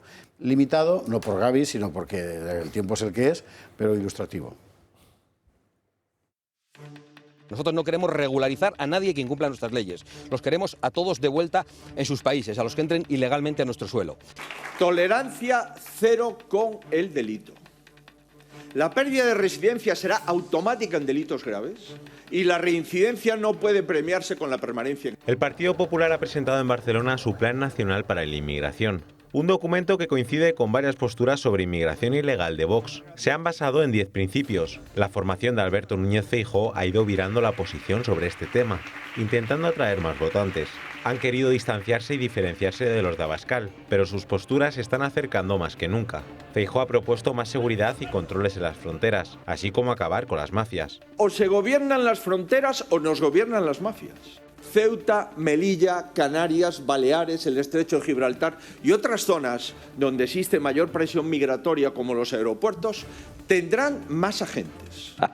Vox lleva tiempo defendiendo estas medidas. Hemos pedido la intervención de las fuerzas y cuerpos de seguridad de Estado e incluso de las Fuerzas Armadas para proteger nuestro territorio nacional. Está destruyendo la convivencia, los servicios públicos y la propia identidad de nuestros pueblos. Otro punto que ha denunciado Feijóo es la falta de integridad. La nacionalidad española no puede ser un mero trámite administrativo. Debe de ser ante todo un reconocimiento a quienes han demostrado con hechos su voluntad de integrarse, de respetar nuestras leyes y de contribuir al país que los acoge. Feijóo habla de retorno. Como nación soberana que somos, no podemos aceptar que se desentiendan de los procedimientos de devolución y de retorno y que de los miles de expedientes de expulsión se ejecute un porcentaje muy pequeño. Vox en el año 2022 presentó una proposición no de ley para asegurar el retorno de los menas a sus países de origen, puntos que recoge el Plan de los Populares. Han ido incluso en programas electorales del partido liderado por Abascal, el cual, cuando se ha enterado del nuevo documento presentado por Feijóo, que se va a dejar barba. Yo no sé si él lo sabe, o si es algún asesor que le dice esta frase que se me ha ocurrido y la ha copiado directamente de una intervención nuestra, pero igual no lo sabe el pobre. Hay un punto en todo esto del Partido Popular bastante oscuro, que es el asunto de los visados de trabajo. Es decir, gente que entra con un papel que en principio lo que dice es que ha venido aquí para trabajar pero que no tiene trabajo. Y que con las actuales condiciones de arraigo, etcétera, pueda al final convertirse en un coladero infinito. Es lo que sacaba ayer aquí Irene González en la mesa, en una agria polémica con Pedro Luis Pedrosa. A polémica, por cierto, que muchos espectadores les ha conmovido. Y además, mire, un programa de debate es la gente debate, ya está, o sea, es que está para eso. Si no, pues, en fin. Bueno, bien, este asunto... Este giro del Partido Popular, que es evidentemente un giro, al margen de que le recuerde mucho a uno al de la democracia cristiana alemana, que luego a su vez fue un contragiro, hay que ponerlo en conexión desde mi punto de vista con el plan siempre vigente de la regularización masiva de ilegales. Regularización que el gobierno quiere ampliar, porque hasta ahora hablábamos de 500.000 y ahora vamos ya a por el 1.000.000. ¿Sabe usted lo que significa eso? Si no te gusta tu pueblo, cámbialo, hazte otro, metiendo gente. Pero el actual plan del gobierno va por el 1.000.000, sin trabajo, sin vivienda, sin educación, sin sanidad, porque no hay para todos. Diego Soler nos lo cuenta. Mientras toda Europa recapacita sobre la cuestión migratoria, el gobierno español reconoce ahora que tiene previsto regularizar a 1.000.000 de inmigrantes, pero no en cualquier momento, sino antes de las elecciones de 2027. El nuevo reglamento permitirá la regulación de aproximadamente 300.000 inmigrantes irregulares por año, teniendo de esta manera acceso al voto en unos años. Así lo ha defendido el Ejecutivo tras una pregunta del PP sobre las regularizaciones. Desde las filas populares critican la opacidad de los acuerdos migratorios y Moncloa responde que es la única manera de integrar a los inmigrantes en nuestro país y establecen una autorización de residencia temporal por razones de arraigo. Es decir, en 2 años podrán acceder a la nacionalidad. Según datos del Instituto Nacional de Estadística, en 2024 obtuvieron la nacionalidad casi 300.000 extranjeros. El mayor número fueron marroquíes, con casi 43.000. Los 9 siguientes, países iberoamericanos con graves crisis sociopolíticas como Cuba o Venezuela. Mire, al margen de la polémica como la que había ayer sobre si caben mejor unos que otros, si se enteran mejor, que eso es el hecho es que usted tiene los servicios que tiene. Usted sabe cómo está la vivienda en España, ¿verdad? Cómo está la sanidad en España. Sencillamente es que no damos abasto. Entonces, ¿cómo metes 1 millón más? Carlos, Gabriela. A ver, vamos a llamar a las cosas por su nombre. Esto es una invasión. No es simplemente decir que vienen algunos emigrantes pobrecitos. Es una invasión por el número de gente que viene, por la cantidad de países de los que provienen. Y además, esto es parte de un plan. Es un plan de sustitución. La Agenda 2030 lo recoge con claridad. Es decir, es un proceso de sustitución de las naciones occidentales, de las sociedades democráticas que las albergan, por poblaciones desestructuradas, que van a romper todos los consensos de esas sociedades a las que llegan y en consecuencia esa fragmentación va a hacer mucho más débiles esas sociedades y mucho más controlables por parte de las élites económicas, políticas, que son las que realmente están instigando esto. Es decir, a través de sus conexiones, de su dirección desde la ONU o desde la Comisión Europea, esto es un plan organizado. Esto no es una cosa que suceda porque sí, porque por casualidad o porque hay una guerra en no sé dónde. Esto es un plan organizado que conecta directamente con lo que es la Agenda 2030 de destrucción de las naciones occidentales, de eliminación de esas poblaciones, de la cohesión de esas poblaciones y de su sustitución de referentes culturales, históricos, incluso religiosos, de esas sociedades. Esto es así de claro. Y en consecuencia estamos teniendo que hacer frente a una invasión programada desde los grandes poderes, desde las grandes élites económicas y políticas del mundo occidental, especialmente desde la Comisión Europea y desde la ONU, y para defender la propia esencia de la nación, pero además también el futuro de los nacionales, porque todo lo que sucede con esto es la destrucción, el empobrecimiento, la liquidación de todos los consensos, de todo lo construido por una situación de desastre, de sociedades rotas, fragmentadas, enfrentadas entre sí, que nos lleva al empobrecimiento y a un control absoluto, a una dictadura totalitaria, que es lo que las élites globalistas, los globalitarios, pretenden. Gabriela. Sí, yo creo que Feijóo, ¿no?, ha dicho que la nacionalidad se debe merecer y efectivamente es un discurso que podría ser de Vox, pero no solo de Vox, es de Marine Le Pen. Ella dice, ¿no?, la nacionalidad si mérite, se mérite. Entonces, bueno, pues habría que decirle a Feijóo que acaba de convertirse en el alineado del Frente Nacional. En cualquier caso, hay un problema también de fraude de ley en la adquisición de la nacionalidad, en la medida en que el artículo 23 del Código Civil exige la renuncia real y efectiva de la nacionalidad anterior, salvo países en los que existe pues un convenio de doble nacionalidad, que son los países de Hispanoamérica, Iberoamérica, Guinea Ecuatorial, Filipinas y Portugal. Salvo en esos, los anteriores tienen que renunciar de forma real y efectiva a la nacionalidad previa. Y hemos visto en multitud de ocasiones, los propios marroquíes quemando banderas de España y enseñando con orgullo su pasaporte marroquí. Y luego también hay una regulación absolutamente disparatada en la que alguien que puede venir a España con un permiso de residencia no se le exigen, o si se le exigen antecedentes penales más una solvencia. Oiga, usted viene aquí usted tiene recursos suficientes para procurarse su salud, por ejemplo, o viene usted a disfrutar de forma gratuita y hay un turismo, pues no sé, de sanidad, ¿no?, que también hay mucho flujo migratorio en ese sentido. Pero es que peor, alguien que haya cometido un delito en España y que esté siendo procesado por un tribunal penal, no se le puede extraditar porque hay una causa pendiente y durante todo ese tiempo que dure el procedimiento es un argumento a su favor de arraigo. Ah, Es decir, o sea, estar en la cárcel es claro, no, usted ha durado su procedimiento 3 años, esos 3 años no le puedo extraditar y de facto puede computarse a efectos de la nacionalidad. Entonces ya el disparate es mayúsculo y coincido con Carlos Astiz, hay una intención detrás, aparte del millón de votos que se quiere granjear Sánchez, porque va cortito, claro. Porque va cortito, Sí. sí. Bueno, varias cosas. En primer lugar, yo estoy de acuerdo con Carlos de que esto es una invasión cofabulada y promovida por los dos partidos del bipartidismo, que son el Partido Popular y el Partido Socialista, durante años. Lo que pasa es que ahora estamos viendo los efectos gravísimos y las consecuencias reales en nuestras calles, porque esto ya es un descontrol, ¿no? Por otro lado, respecto al mensaje del Partido Popular, pues el Partido Popular ahora cacaramarea como un papagayo el mensaje de Vox, pero lo hace mal y tarde. ¿Y por qué digo mal? Porque en el fondo no se lo cree. O sea, la realidad es que él copia el mensaje pero sin valor, copia el mensaje sin coherencia y solo lo copia por un marketing político para ver si saca un poquito de votos, porque ya se está asustando de que la realidad social apoya el mensaje de Vox, que fue el único valiente que se atrevió a decir, ¿no? Cuando Vox avisaba de que estaban las fronteras descontroladas, Vox es un alarmista.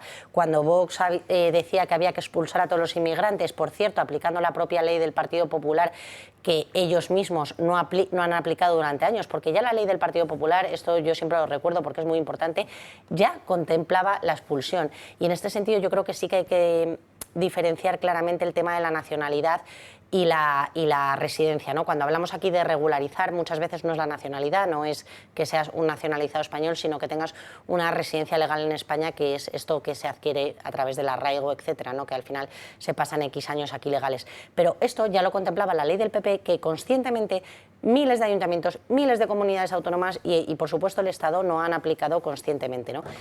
Eso por un lado. Y luego, por otro lado, y por último, gravísimo, no podemos olvidar lo que sucedió hace 1 año y 4 meses con el tema de la ruptura de gobiernos, cuando todo el mundo se echó las manos a la cabeza porque Vox rompió los gobiernos con el Partido Popular, cumpliendo lo que le había prometido a sus votantes, ¿no? Y la realidad es que el Partido Popular cuenta esta milonga, pero luego reparte inmigrantes ilegales por toda la nación y por todos los pueblos de España, ¿no? Entonces, esto es un problema muy grave, un problema que requiere de medidas y soluciones inmediatas. Tenemos otros ejemplos en Italia, en Europa, para no copiarlos, como por ejemplo la política de Francia, o otros para empezar a copiar como las soluciones que ha propuesto Meloni, que sí han ido funcionando poco a poco. Publica Rubén Pulido una cosa muy interesante en X a propósito precisamente del caso italiano, la visita de Giorgia Meloni al, creo que es el presidente tunecino. Es decir, al final es una combinación. O sea, tú vas, tú negocias, tú amenazas. Claro, porque la diplomacia y la mano dura con frecuencia van juntas, ¿no? Si no, no hay. No hace falta declarar la guerra. Tú vas y le explicas, estamos dispuestos a colaborar. Y necesitas tanto, yo te voy a dar tanto. Solo si, claro, España lo que está haciendo no es eso. Es que para el tema de la inmigración hay una cosa que es clave, es el tema del aviso ese, precisamente. O sea, cuando hablamos del efecto llamada, hablamos del efecto llamada por esto, porque si tú pones fáciles las cosas al que entra ilegalmente, obviamente todos vienen. Ayer escuchaba una conferencia que decía, ¿por qué no a Gibraltar? No hay ninguna patera en Gibraltar. ¿Por qué? Claro, porque el primer ilegal que llegó a Gibraltar pasó 4 años en una cárcel, ¿no? Pues eso es una forma de evitar ese efecto llamada, ¿no? Y que es en España lo que nos estamos provocando. Y una medida es la de Meloni, no es la única. Oye, poner el tapón en las fronteras no es la única medida, pero es una medida por la que hay que empezar. Carlos Pollán. Me centraré en el Partido Popular. En este tema no podemos eludir lo que estamos oyendo estos días. Por supuesto que nos alegramos de escuchar al Partido Popular, que dice lo que dice, porque nos da la razón en lo que llevamos diciendo nosotros muchísimo tiempo. Pero como bien decía Marcela, no son creíbles. Es decir, no son creíbles porque lo sabemos y además porque podrían comenzar por las comunidades autónomas en ese plan que han presentado ayer de esos 10 puntos. Hay algunas cuestiones que ya podían empezar a aplicar dentro de las comunidades autónomas donde gobiernan. No lo van a hacer. Una de ellas, saber si son realmente menas, lo van a hacer, por ejemplo. No lo van a hacer. Lo podían empezar a hacer, ya lo podían haber empezado a hacer hoy y no lo van a hacer. Pero es que este cambio probablemente sea el 8º o 9º cambio de discurso desde que les han empezado a desfavorecer las encuestas. Porque es que desde que han empezado a caer, han comenzado a subir Vox fuertemente, han cambiado su discurso en este tema ya 7 o 8 veces, en los 2 o 3 últimos meses, 7 o 8 veces. Y a nadie se le puede olvidar lo que ocurrió en Alemania. Es exactamente lo mismo que va a pasar aquí y que está pasando. A pies juntillas, copiaron el discurso de AfD y al día siguiente no se tuvieron el más mínimo rubor en decir que de lo dicho no nos acordamos de nada. Entonces, la gente tiene que saber que es un discurso que en su boca no es creíble porque no creen en lo que están diciendo y aparte es que no lo van a cumplir y lo pueden empezar a cumplir en sus comunidades autónomas. Y hablar de inmigración, del típico comentario de que vienen a pagar nuestras pensiones y demás, es una falacia como otra cualquiera. Es interesante. El tema de que van a ser una solución para los problemas económicos en pensiones y demás es absolutamente falso. Es la cronificación de ese problema. Es decir, la llegada de ese millón de inmigrantes va a ser la cronificación del problema. Y a nadie se le puede olvidar que el Partido Popular votó con el Partido Socialista la regularización masiva de 500.000, 700.000 inmigrantes. Hace nada. Hace nada. Entonces, su ideario en este tema no va a cambiar, por mucho que a nivel de marketing y a nivel de encuestas lo quieran hacer. Y desde luego que Vox es muy claro en todo esto y lo lleva siendo desde hace mucho tiempo. Inmigrantes ilegales que entren fuera, que cometan delitos fuera y que rechazar un tema muy importante que se ha tratado aquí también, y ya hemos hablado más días, el tema del arraigo como medida para regularizar inmigrantes. Tiene que acabarse y es un tema que inició el Partido Popular con Aznar y siguió Zapatero y lo han mantenido. Y una última cosa, ese carné por puntos famoso que en esta nueva propuesta no aparece, ese carné por puntos ya lo ofreció y lo dijo públicamente Mariano Rajoy en 2008, gobernó mayoría absoluta, nada.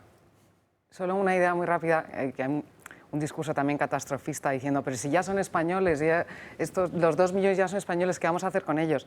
La Constitución dice, a ningún español de origen se le puede privar de la nacionalidad. Por lo tanto, es en su contrario, a un nacional que adquiere la condición sí, pues sí, y habrá que revisarlo. O sea, que tenemos encaje constitucional para hacerlo en este caso. Va a ser interesante el giro del Partido Popular. De momento, la señora Proens, nada menos, ya ha iniciado un giro que ha consistido en decir, como nos lo contaba Jorge Campos el otro día, que vamos a rebajar las ayudas a los inmigrantes ilegales. Entonces, y entonces el cerebro te hace ¡plas! O sea, a los inmigrantes ilegales les estabas dando ayudas. Y no las vas a quitar, las vas a rebajar nada más. Joder, qué heroína de la política contra la inmigración. En fin. Y peor, José Javier, es que los que reciben ayudas tampoco pueden ser expulsados del país por el hecho de estar recibiendo por el hecho de estar recibiendo ayudas. Es un puñetero disparate todo. En fin. No, es que se reciben más ayudas que muchas familias españolas, Esa es la tanto otra. de servicios públicos y de atenciones como de ayudas económicas. Ese era el tercer elemento que yo querría haber metido ahí, pero es que se me iba. Lo sacaremos otro día. Bueno, solo por hay matiz de recordarlo. Y está muy bien. No, es que es muy oportuno, porque incide en que objetivamente hay un problema, al margen de cualquier otra consideración, hay un problema socioeconómico. Es que sencillamente no podemos gestionar eso, no hay. Me parece que ha sido el debate el que ha sacado las cifras en Castilla y León, por cierto. Sí, porque te lo mandé esta mañana, Carlos. De ingresos mínimos vitales y de la población extranjera. O sea, es que no podemos. Bueno, en fin. Hay novedad, por cierto. El famoso Mena, que no era Mena de Hortaleza, ya está en la cárcel. Después de 45 días han sido en el centro de menores el violador de Hortaleza. Sabiendo que no era menor, desde hace Sabiendo 45 que no era días. menor, 45 días. Al final está allí en la... Un país que no funciona. Por arraigo. Un país con una justicia que no funciona, en el que un violador no solamente no entra en la cárcel, sino que además está 40 días viviendo de nuestros presupuestos como si no hubiera pasado nada, como si no hubiera violado a la chica. Bueno, es un país que no quiere que funcionen, ¿eh? O sea, yo eso lo matizo porque la realidad es que si pusiésemos a trabajar las leyes, las constituciones y los jueces de las formas entonces adecuadas, tendríamos otro gobierno. Claro, ya, pero es que no quieren que funcione por eso, porque meten la zarpa en todo. O sea, eso hay que aclararlo porque hay mucha gente que realmente quiere hacer su trabajo y quiere que esta gente esté en prisión. O sea, esa es la realidad y luego no se Pues cumple. algo habrá que hacer. Esa gente tendrá que levantarse. Esa gente Esto no está tendrá que funcionando levantarse. Claro, no, por supuesto. Bueno, hablando de levantamientos, enseguida vamos con Ábalos, que al final nos va a la cárcel, como era por otra vez. Aquí tuvimos una pequeña porra anoche con gente muy conspicua fuera de cámara sobre si entraba o no. Ha sido que no. Que era lo que yo decía, por cierto. Habrá que ver con Koldo. Tú también decías que no. Sí, pero como no lo dije aquí en público, sí. Yo creo que Koldo va a entrar. Yo también. Ya adelanto mi teoría. Yo también lo creo, pero bueno, esto va a ser mañana. ¿Por el camino qué? O sea, dinero, joder, dinero, pero bueno, dicen que las chicas de José Luis, una era educación y otra sanidad, por dónde iban los sobres, en fin. Bueno, Publi y a la vuelta entramos en este asunto.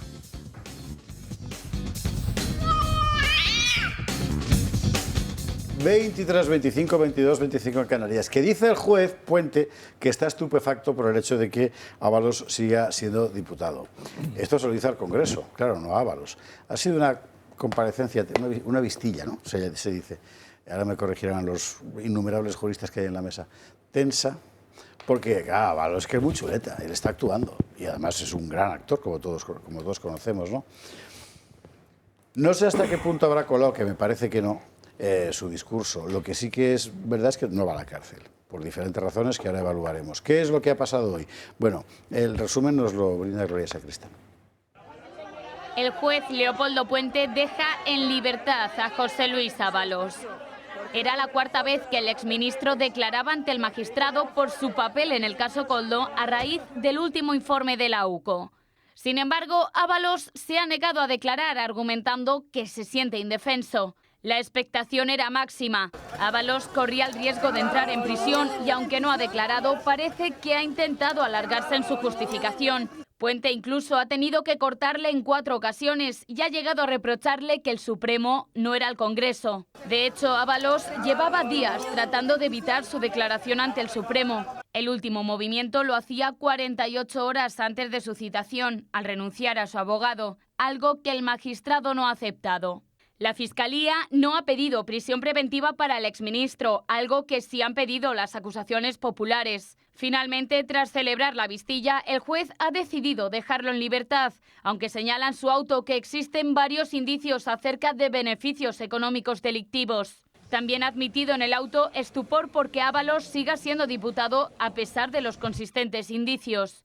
Es por ello que el magistrado ha decidido mantener las mismas medidas cautelares que mantenía hasta ahora, que son la retirada del pasaporte, la prohibición de salir del país y la obligación de declarar cada 15 días. Según Puente, los indicios contra Ábalos no solo persisten, sino que además han aumentado tras el informe de la UCO que detalla gastos del exministro superiores a 95.000 euros procedentes de ingresos desconocidos. En las fechas analizadas por los agentes, que transcurren desde 2018 hasta 2023, Ábalos no hizo ningún reintegro de efectivo de sus cuentas bancarias. Es decir, que el exministro llevó una vida de lujo durante 5 años, pero no sacó ni un euro del banco. Lo cual quiere decir que entraba todo el rato por otro lado, evidentemente. ¿Y dónde? Pues aquí es donde está lo prodigioso, porque la pista del dinero de Ábalos... Esto es una intuición personal, o sea que seguramente estaré equivocado. Yo creo que no puede ser solo suyo. Por analogía con casos anteriores que conocemos bien. Pero bueno, la pista es que para no creérselo, nos lo cuenta María Vallejo.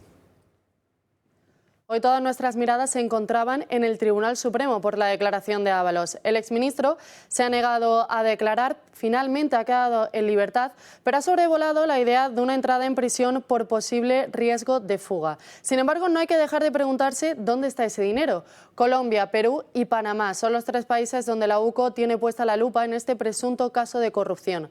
El rastreo con el país colombiano viene derivado de un terreno que el exministro habría comprado por más de 750.000 euros. Y no solo eso, sino que según el último informe, Ábalos usó a su hijo como testaferro y fue allí en Colombia donde escondieron presuntamente parte de los 470.000 euros que les dio Víctor Daldama. En cuanto a Perú, recordemos que en esta trama se investiga también a Fiadelso, que es una ONG que fundó Ábalos en 1992. Esa ONG emprendió casi 40 iniciativas en Perú, todas ellas obras públicas y cuyo valor asciende a casi los 900.000 euros. Sin embargo, según la UCO, Ábalos se llevó 2,3 millones a este país. Por otro lado, se investiga también cómo mandaba dinero a una peruana que le gestionaba un inmueble que tenía en Chimbote. Además, según el informe de la Oficina de Investigación del Fraude, se desveló la existencia de una red de intermediarios en la compra de mascarillas por parte del Ministerio de Transportes cuando Ábalos era miembro del gobierno. Casualidad o no, algunos de esos mediadores disponían de cuentas en Panamá, que es otro de los países señalados en esta investigación. Todas estas serían, por tanto, las pistas que se estarían siguiendo para conocer el rastro del dinero de José Luis Ábalos. Trabajo complejo. Vamos por partes, si queréis, desde el punto de vista procesal. Marcela, Gabriela, ¿cómo habéis visto la jugada?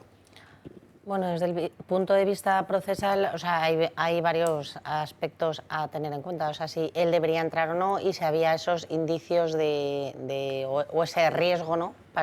O sea, lo que se ha celebrado hoy, lo que llaman vistilla, es como, no es un juicio, es una vista preliminar y rápida donde se decide a través de lo que opine la defensa del señor Ábalos, fiscalía y juez, si este señor hay indicios para que haya cometido un delito o bien si hay pruebas suficientes como para que haya una prisión provisional, ¿no? Entonces, por eso no ha entrado, porque aparentemente, o a criterio de su señoría, no se ha estimado que haya estas características para que entrara en prisión. A mí, en este sentido, me gustaría matizar, sin perjuicio de que, obviamente, para que el Tribunal Supremo se eche las manos a la cabeza por esto es bastante relevante, porque el Tribunal Supremo, que es nuestro máximo órgano judicial, significa que algo ve que no se ha tenido en cuenta, ¿no? Para empezar, en primer lugar, porque para mí las pruebas de la UCO son prácticamente irrefutables, me parecen unas pruebas lo suficientemente objetivas y con una investigación lo suficientemente ardua como para ponerlas en duda. Y en segundo lugar, porque no podemos olvidar lo que hace pues un par de meses hablábamos, incluso en esta tertulia, que qué pruebas hay para que este señor o bien haya un riesgo de fuga, o bien haya un riesgo de que no nos dé información sobre su caso, prive de información, o bien la oculte o la destruya. Recordemos cómo este señor mandaba salir a una señorita de su casa con un pendrive en sus zonas íntimas, ¿no? O sea, eso es una forma de ocultar pruebas a la instrucción y al Poder Judicial, con lo cual yo sí que creo que había pruebas suficientes. Ahora bien, meter a un exministro en prisión provisional que sigue con el cargo de diputado, que tiene que ser juzgado por aforamiento por el Tribunal Supremo, bueno, pues me parecía bastante complicado. Por eso creo que mañana no se dará la misma situación con el caso Koldo. ¿Y tú, Gabriela, cómo lo ves? Sí, los dos criterios que se tienen que cumplir para la prisión preventiva son el riesgo de destrucción de pruebas, efectivamente ya ha destruido todo lo que ha podido, y el riesgo de fuga. Yo con el riesgo de fuga no estoy muy de acuerdo con el Tribunal Supremo. Es decir, Ábalos hemos visto que debe tener cuentas, medios por el mundo en cuentas en paraísos fiscales, en países, tiene contactos muy buenos en Venezuela. Igual de él sí vuelve a venir en un avión y se lo lleva. O sea, no sé qué se ha apreciado en el caso de Santos Cerdán que sea distinto en el caso de Ábalos. Pero bueno, a mí lo interesante, o sea, me hubiera gustado que hubieran decretado prisión preventiva, no porque yo tenga una inquina especial al señor Ábalos, sino porque me hubiera interesado ver qué pasa con el voto en el Congreso de los Diputados. Es que llegados a este punto va a haber que hacer una modificación al reglamento del Congreso para permitir el voto en prisión. Porque ahora mismo el reglamento del Congreso de los Diputados permite el voto a distancia siempre y cuando haya una causa de fuerza mayor, en caso de, creo que es de parto, y me he leído alguna otra causa grave justificada. Pero claro, visto lo que tenemos pues no sé, en este gobierno, pues que se haga una modificación, porque van a tener que votar desde la cárcel los diputados, que es ya, pues no sé, el absoluto disparate, ¿no? Yo creo que esa es la clave del que no haya entrado en prisión. Precisamente su escaño se convierte en un escudo judicial frente a esto, ¿no? O sea, y aquí hay un interés político detrás que es la causa principal por la que este señor no ha entrado en prisión, porque realmente ha destruido pruebas, efectivamente, y el riesgo de fuga, bueno, yo soy de las que digo que cualquier día el Falcon marcha a cualquier país sin extradición y no vuelve con todos estos dentro, así que... Estaría bien. En fin, vosotros cómo habéis visto la jugada, ambos Carlos. A ver, yo es que creo que esto es una red mafiosa, claramente, pero hay que tener en cuenta que es una red mafiosa que no se entiende sin los intereses, sin la participación, la ocupación del Estado por parte de esa red mafiosa, porque claro, sin que ellos ocupasen ministerios que daban concesiones de obras y licencias públicas a cambio de mordidas, no se entiende nada de todo esto. Con lo cual estamos hablando de todo un aparato mafioso que se hace cargo del aparato del Estado, que se hace cargo del gobierno, y que España parece que no tiene mecanismos suficientes como para deshacerse de eso, y además deshacerse de todo este entramado de una manera limpia, rápida, clara ante los ojos de la opinión pública.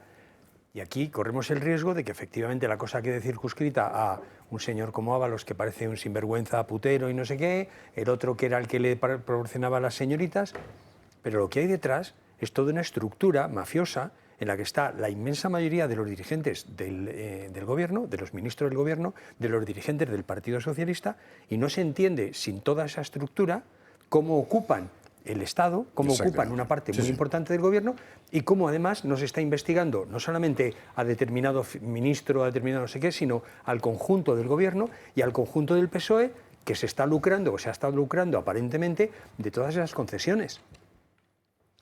Hoy, por cierto, iba a la comisión del Senado, habrá sido, ¿no? Sí, la señora Pano, que era esta que decía que había llevado los sobres en tal, y no ha querido hablar, claro.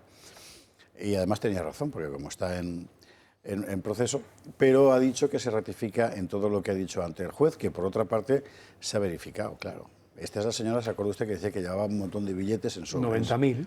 Y hemos visto los billetes. O sea, ¿qué quiere usted que le diga? Lechugas, chistorras y todas esas cosas.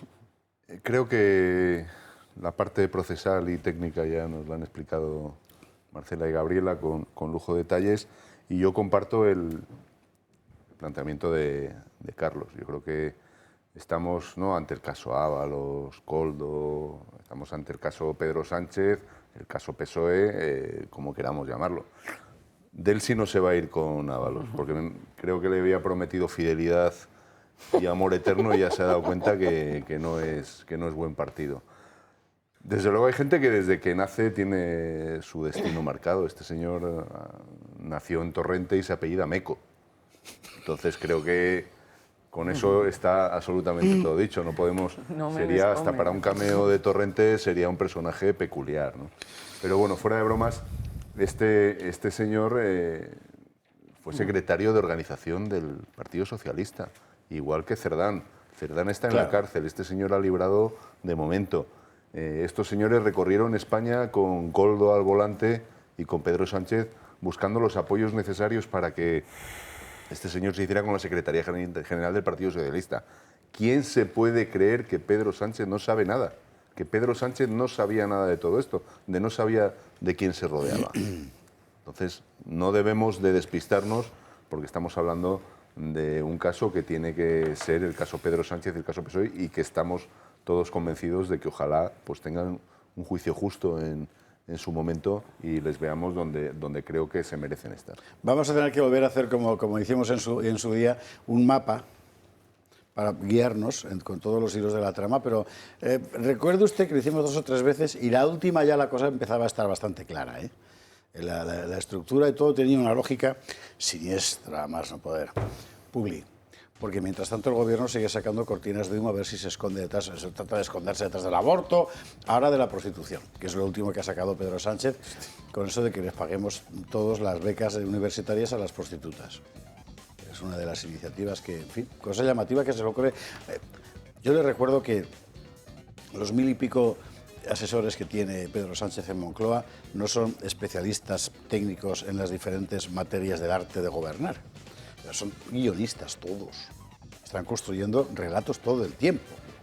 Entonces, bueno, ahora toca ¿no? Que durará lo que dure, que me imagino que será más bien poco. Publi, y a la vuelta contamos eso y a ver si nos da tiempo a pasar por el Congreso, donde hoy la Asociación Unificada de la Guardia Civil se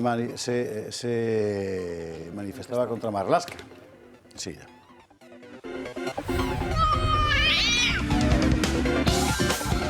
...22:44 en Canarias, recta final del Gato, y pasamos por la nueva bandera que han levantado en la Moncloa a ver si consiguen tapar con ella las bragas de Jessica y todas esas cosas.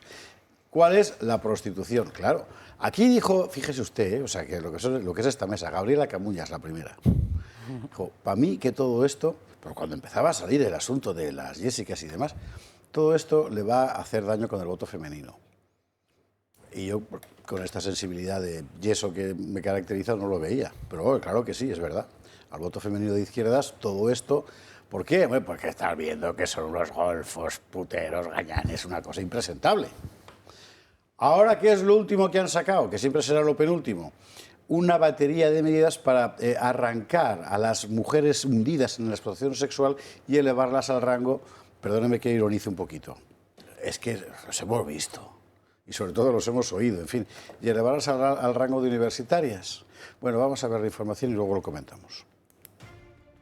Después del escándalo de las prostitutas que comenzó con los audios de la UCO sobre José Luis Ábalos, el PSOE quiere volver a recuperar su liderazgo feminista. El partido de Pedro Sánchez propone conceder becas universitarias sin tener ninguna limitación de renta a víctimas de explotación sexual, que, como asume el propio Ministerio de Igualdad, está íntimamente ligado con la prostitución. Con esta iniciativa, los socialistas continúan con su plan para limpiar su imagen, que se inició con el anuncio de un anteproyecto de ley para la abolición de la prostitución. La proposición no de ley sobre la lucha contra la violencia de género en el ámbito universitario incluye entre sus medidas la concesión de becas y ayudas al estudio, eximiendo del cumplimiento del umbral académico en casos de explotación sexual. Además, esta normativa también incluye la implementación de acciones positivas en el procedimiento de homologación y equivalencia de títulos y estudios extranjeros de las víctimas de explotación sexual o trata con fines de explotación sexual. Pedro Sánchez ha reivindicado su compromiso de presentar más pronto que tarde la ley para abolir la prostitución y el PSOE incluirá en sus estatutos un nuevo artículo que considerará falta muy grave y expulsará a quienes soliciten, acepten u obtengan un acto sexual de una persona a cambio de una remuneración. Claro, o sea, persecución del putero. Pero claro, el problema es quién formula esto, ¿no? Yo seguro que hay gente que está deseando creerles. Pero para creértelo de verdad hace falta, en fin, ser muy limitado. Como Gabriela fue la que sacó la primera vez el asunto de la merma del voto femenino, ¿cómo ves esta nueva medida? Efectivamente, ya se han resentido. El otro día vi que alrededor de 700.000, había otros que decían 300.000, voto femenino está traspasándose al PP.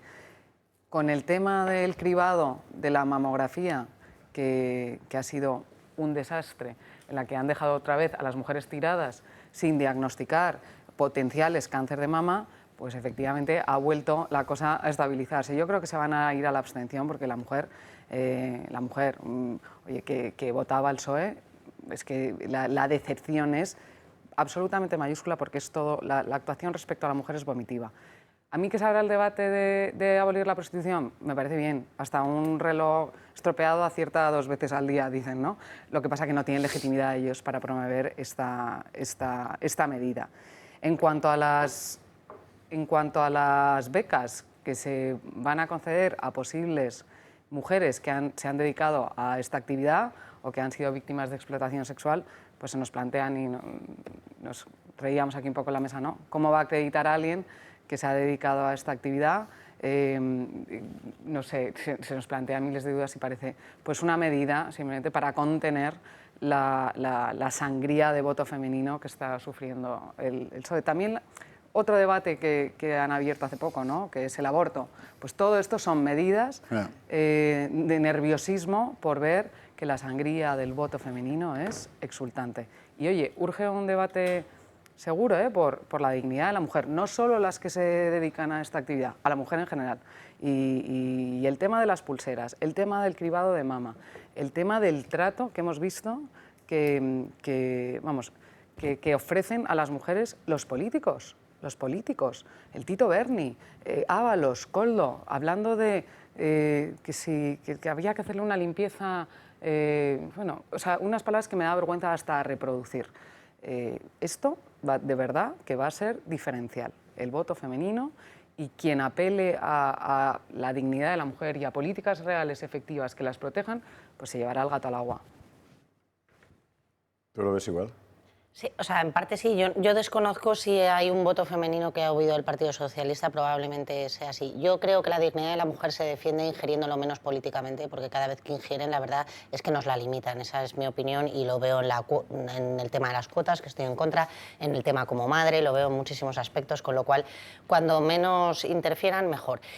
Respecto al tema en cuestión, no sé si una parte puede ser de movimiento de voto porque se haya ido voto femenino, por supuesto, yo como mujer jamás votaría a la amalgama de partidos que conforman el gobierno, pero la realidad es que yo creo que esto es una cortina de humo. Cada vez que tiene un problema el gobierno, zas, temita moral para distraer con otro tema. Que un día es la amnistía, otro día es la prostitución, otro día es el feminismo, antes de ayer fue Gaza, sí, cada vez. O sea, yo realmente creo que esto es humo para distraernos de la realidad y de la corrupción. Hombre, que está sumida el gobierno. Humo por supuesto que es, pero por el humo se sabe dónde está el fuego, como en la zarzuela.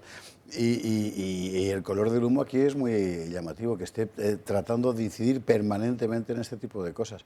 Y yo no sé, Gabriel, además, si fue en realidad... yo creo que ellos pensaban que habían empezado a recuperar aquello primero que tú denunciaste en su momento, y cuando pensaban, ¡plas!, lo de las pulseras. Que todavía andan diciendo que es un bulo, ¿eh?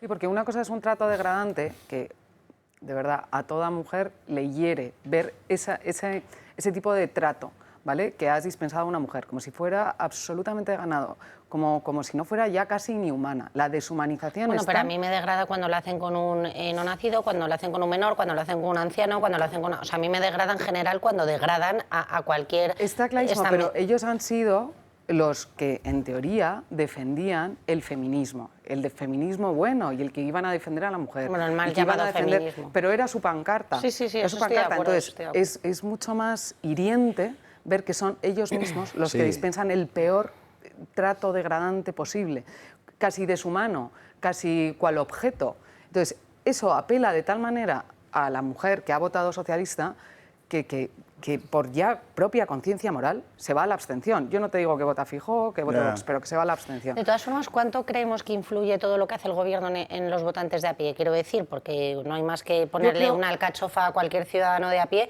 y te dice, no, si Pedro Sánchez, hombre, eso son mentiras, eso es la extrema derecha, eso es tal... O sea, ¿cuánto creemos que afecta y cuánto voto Hemos visto mueve? Cosas no y efectivamente tenemos callo de aguantar barbaridades, pero esto clama al cielo. O sea, hay una diferencia. Bueno, el votante de izquierda yo creo que no aguanta, directamente lo ignora. O sea, es un tema de me trago la basura de los satélites mediáticos que me cuentan lo que el gobierno quiere que nos cuenten y entonces ya pues voy como un papagayo repitiendo lo que... Pero ahí hemos visto que hasta programas, o sea, de las tertulias de todo tipo, de todo color, en todas las radios, o sea, se ha repetido. Yo es que como no las veo, no lo sé. Ahí ha trascendido, es verdad. O sea, se ha repetido constantemente ese trato degradante. Entonces, efectivamente, vamos, que lo han visto en las encuestas, que las encuestas, bueno, que hay que ponerlas todas en... No, pero es verdad. No, es posible, es posible. Pero es interesante, es decir, todo eso que tú decías, que es un voto muy berroqueño, muy tribal, es verdad. Pueden vender el país y les da lo mismo. Sí. Pero este otro asunto...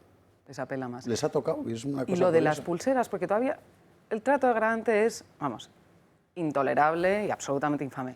Pero dejar a las mujeres que tienen un riesgo no abstracto, específico, o sea, esas mujeres a las que un juez ha decretado que tienen que llevar una pulsera, es que ha percibido un riesgo real. A esas las ha dejado también absolutamente desprotegidas y al albur de una posible agresión, aún sabiéndolo. Eso también es que llama a cualquier sensibilidad. Yo en esto tengo que hacer una puntualización muy relevante que no se cuenta en ningún medio de comunicación. El tema de las pulseras también tiene una cara por detrás, no es una moneda con su doble cara, porque hay muchos hombres que se han visto afectados también por este fallo de las pulseras, precisamente porque la mujer en cuestión coge el autobús 80 veces para ir a trabajar y volver, y tú estás en tu casa sin acercarte a esa persona y te pita la pulsera, ¿no? Y eso y entonces estás incumpliendo la Claro, pero una cosa es riesgo de cumplimiento y otra cosa es riesgo de lesión, muerte.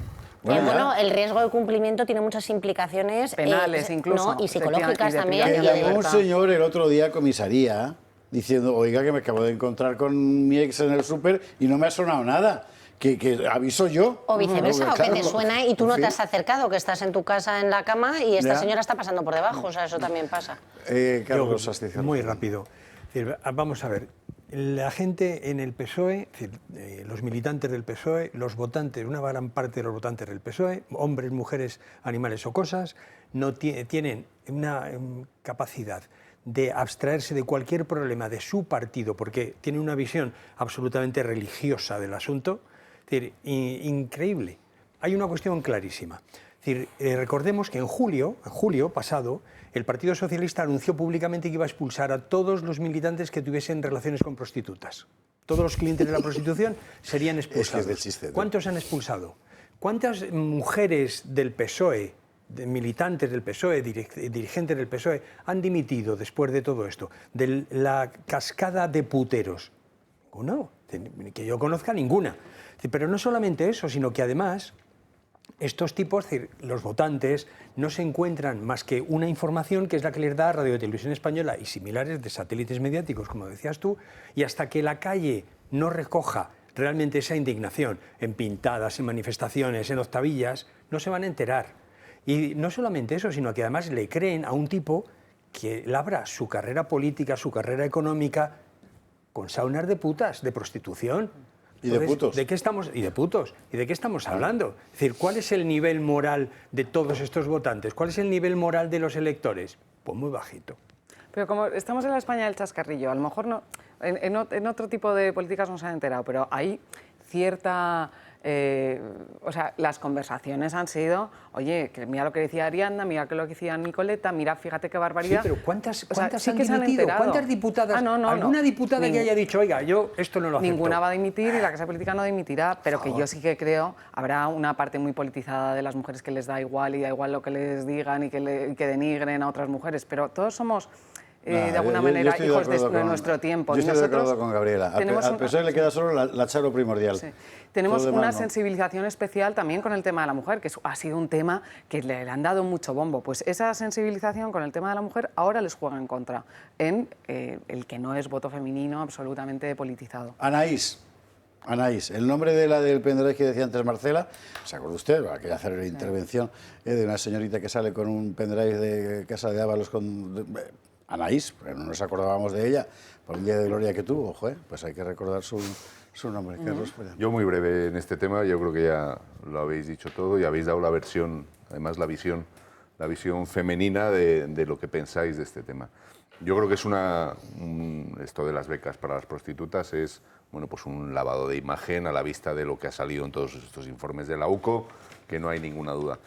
Pero esto es una muestra más, es difícil no ironizar con este tema, pero claro, esto es una muestra más de que Ábalos sigue muy latente en el partido. Ábalos ya pagó con dinero en efectivo la matrícula de universidad de prostitutas de la señorita esta Jessica. Él ya se justificó que pagó efectivamente en efectivo. Pero obviamente esto, lo más vergonzante de esto es aquel mensaje de soy socialista porque soy feminista, o cómo era lo de soy socialista porque soy feminista. Esto no es una especie aislada dentro del Partido Socialista, es una de las tipos de especies que hay dentro del Partido Socialista. Tenemos que recordar los prostíbulos y la cocaína en Andalucía, tenemos que recordar los negocios los negocios del suegro de Pedro Sánchez. Creo que va unido todo al Partido Socialista. Y esto no es más que una cortina de humo para lavar su imagen de todo lo que está saliendo en los informes de la UCO. Y yo comparto lo que decía Gabriela, que en la parte femenina sí que va a tener su coste y está teniendo su coste político. Yo quiero que vuelvan a sacar el tema Franco. ¿Se acuerda usted que fue el primero que sacaron? Sí, es verdad, eso se y el efecto que consiguieron fue que una generación entera de jóvenes españoles dijeran, ahí va como mola. Tal cual, fue eso lo que pasó, no había más que ver las redes. Yo creo que lo vuelven a sacar porque han quedado muchas cosas por redescubrir, la obra sindical, por ejemplo. Antes hablábamos de abogados laboralistas, que era una especie muy... en los años 70 todos eran falangistas, bueno, los que eran no comunistas, pero la mayoría eran falangistas. La cosa del derecho del trabajador y tal.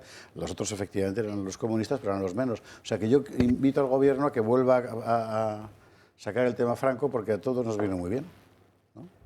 Y al gobierno también, ya puestos a sacar cortinas de humo que sean cortinas como Dios manda. Marcela Regia, felicidades. Don Carlos Astiz, Carlos Pollán, Gabriela Camuñas, muchísimas gracias a los cuatro por estar aquí esta noche y a ustedes también. Mañana en Barcelona con el Club de Amigos, Marcelo Gullo, Fernando Pajuleriza y un servidor, y el Gato lo hará por la noche, Iago Soler con Alejo Vidal Cuadras y Miguel Ángel Quintana Paz, entre otros. Así que será mañana el plan. Por la tarde en Barcelona al Charla y por la noche a ver el Gato. Que descansen.